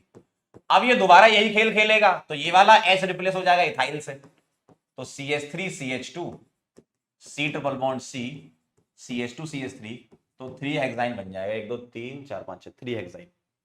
तो X आएगा 1 ब्यूटाइन, Y आएगा 3 हेक्साइन, 1 ब्यूटाइन और 3 हेक्साइन। पहले H प्लस निकला, एनाइन बना, वो अटैक कर देगा, ठीक है, क्लियर एकदम। चलिए आगे बढ़ते हैं। Which of the following can be used as a halide component for Friedel-Crafts reaction? Halide component के बारे में चल रही है बात, है ना। क्लोरोइथीन, क्या ये हैलाइड कंपोनेंट हो सकता है? क्या ये Cl निकल सकता है? नहीं, क्यों? क्योंकि इसका लोन पे रेजोनेंस में, तो ये हैलाइड कंपोनेंट नहीं हो सकता। आइसोप्रोपाइल क्लोराइड हो सकता है, बिल्कुल हो सकता है, क्यूमीन बना लेता है। क्लोरोबेंजीन नहीं हो पाएगा क्योंकि इसका लोन पे रेजोनेंस में जा रहा है, और ब्रोमोबेंजीन भी नहीं बना पाएगा क्योंकि इसका लोन पेयर भी रेजोनेंस में जा रहा है। तो हैलाइड कंपोनेंट ये हो सकता है, क्यूमीन बनाने वाला, ठीक है। अगला सवाल देखें, HF के साथ अल्कीन है और बेंजीन है, यानी कि फ्रीडल-क्राफ्ट अल्काइलेशन जैसी हो जाएगी। H प्लस देगा, इस अल्कीन के साथ H प्लस की रिएक्शन होगी, तो अल्कीन के किसी भी कार्बन पे जोड़ दो H, तो दूसरे पे H प्लस C प्लस आ जाएगा, और ये कार्बोकेटाइन इस बेंजीन में कहीं भी सब्स्टिट्यूट करा दो क्योंकि सेम पोजीशन होती है, C आ जाएगा, ठीक है। अगला सवाल देखेंगे क्या कह रहे हैं इसमें, in which of the following molecule all atoms are coplanar, एक ही प्लेन में होना चाहिए, ठीक है, एक ही प्लेन में। जरा ए को देखें, इन सबका हाइब्रिडाइजेशन sp2 आ रहा है, देखो सबका sp2 है और ये H तो सेमी प्लेन में रहेंगे, तो ए आ जाएगा। यहां क्या दिक्कतें हैं वो देख लो, ये sp3 है, तो यहां पर डैश और डार्क बनाओगे तो 2H अलग अलग प्लेन में चलेंगे, ये sp3 अलग अलग प्लेन में, ये भी अलग अलग प्लेन में, ठीक है। sp2 हाइब्रिडाइजेशन होगा तो सेम प्लेन में आएंगे सारे। अगला देखें, 2,3 dimethyl 2 butene can be prepared by heating which of the following compound with a strong acid. देखो यहां क्या कह रहे हैं, 2,3 डाइमिथाइल ब्यूटूइन, ठीक है, ध्यान से देखना, ये हो गया ब्यूटूइन, 2 पर 3 पर dimethyl can be prepared by. अच्छा ये बनाना है मुझे, किससे बना सकते हैं, ध्यान से देखेंगे, होगा क्या, H प्लस लाओ, कार्बोकेटाइन बनाओ और दोबारा से अल्कीन बना लो रीअरेंजमेंट कराने के बाद, ये करना है तुमको, ठीक है। मान लो मैं इसके पास H प्लस लाया, ध्यान से देखिएगा, तो यहां CH3 बनेगा, ये सिंगल हो जाएगा, यहां प्लस आ जाएगा। अब ये हाइड्राइड शिफ्ट करेगा, ठीक, यहां प्लस आ जाएगा, ठीक है, और फिर हाइड्राइड शिफ्ट करेगा, यहां प्लस आ जाएगा। क्या इसमें तुम्हारा ये बनेगा ऐसा, ध्यान से देख लो जरा, ऐसा बनेगा क्या, नहीं बनेगा, क्यों? क्योंकि यहां CH2 CH3 आ रहा है, जबकि यहां CH3 चाहिए तुमको। आगे बढ़ते हैं, अगर मान लो ये H प्लस आता, ठीक है, तो ये CH3 बन जाएगा, ये सिंगल हो जाएगा, यहां प्लस, और यहां से एक मिथाइल यहां जाएगा, तो इस कार्बन पे 2 मिथाइल और यहां 2 मिथाइल बचेंगे, यानी कि सेकंड आ जाएगा। क्यों?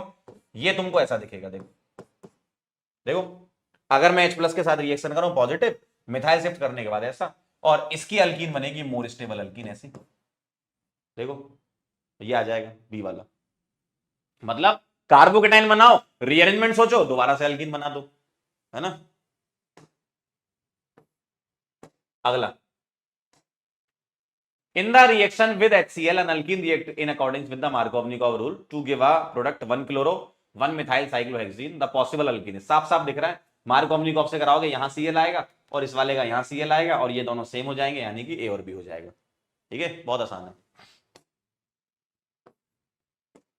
अगला, a single compound of the structure, ये दे रखा है, is obtain from the ozonolysis of, देखो इस O को और इस O को पकड़ के O2 बाहर खींच लो। ठीक है, तो 1 2 3 4 5 की रिंग बन जाएगी।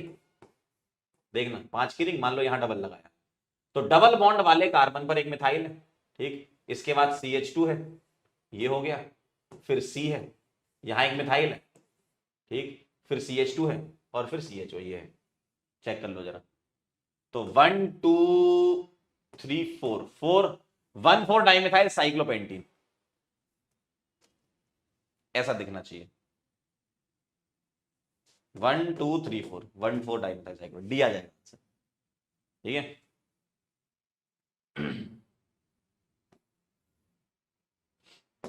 अगला सवाल, the reaction of this with HBr, क्या करोगे, कार्बोकेटाइन बनाओगे ना इसका, ऐसे तोड़ लेना, क्यों, यहां पर रेजोनेंस मिल रहा है तो इसके पास H+ चला जाएगा और यहां Br आ जाएगा। चेक कर लो, डी आ जाएगा आंसर। कार्बोकेटाइन स्टेबल वहां बनेगा ना, क्यों, क्योंकि बेंजीन है वहां पे, रेजोनेंस कर रहा है। ठीक है,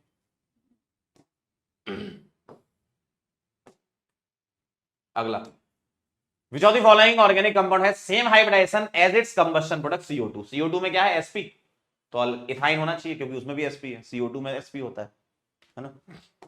अगला, which of the following compound will not undergo Friedel Crafts reaction easily. Xylene क्या होता है, जाइलिन में तो +M ग्रुप लगे हैं, +M ग्रुप तो फेवर करते हैं, ये तो अच्छी बात है। टॉल्युइन में भी एक मिथाइल लगा है, इसमें भी फेवर करेगा। क्यूमिन में भी आपका अल्काइल ग्रुप है, फेवर करेगा। ये तो -M है, इलेक्ट्रॉन विड्रॉइंग ग्रुप है, तो रिंग को तो डेफिशिएंट बना देगा और इलेक्ट्रोफाइल को आने से मना करेगा, यानी कि बी आ जाएगा। चलिए, current year question, among isomeric pentanes 2,2-dimethyl pentane has highest boiling point। 2,2-dimethyl pentane, pentane ये हो गया, 2,2-dimethyl pentane, 1 2 3,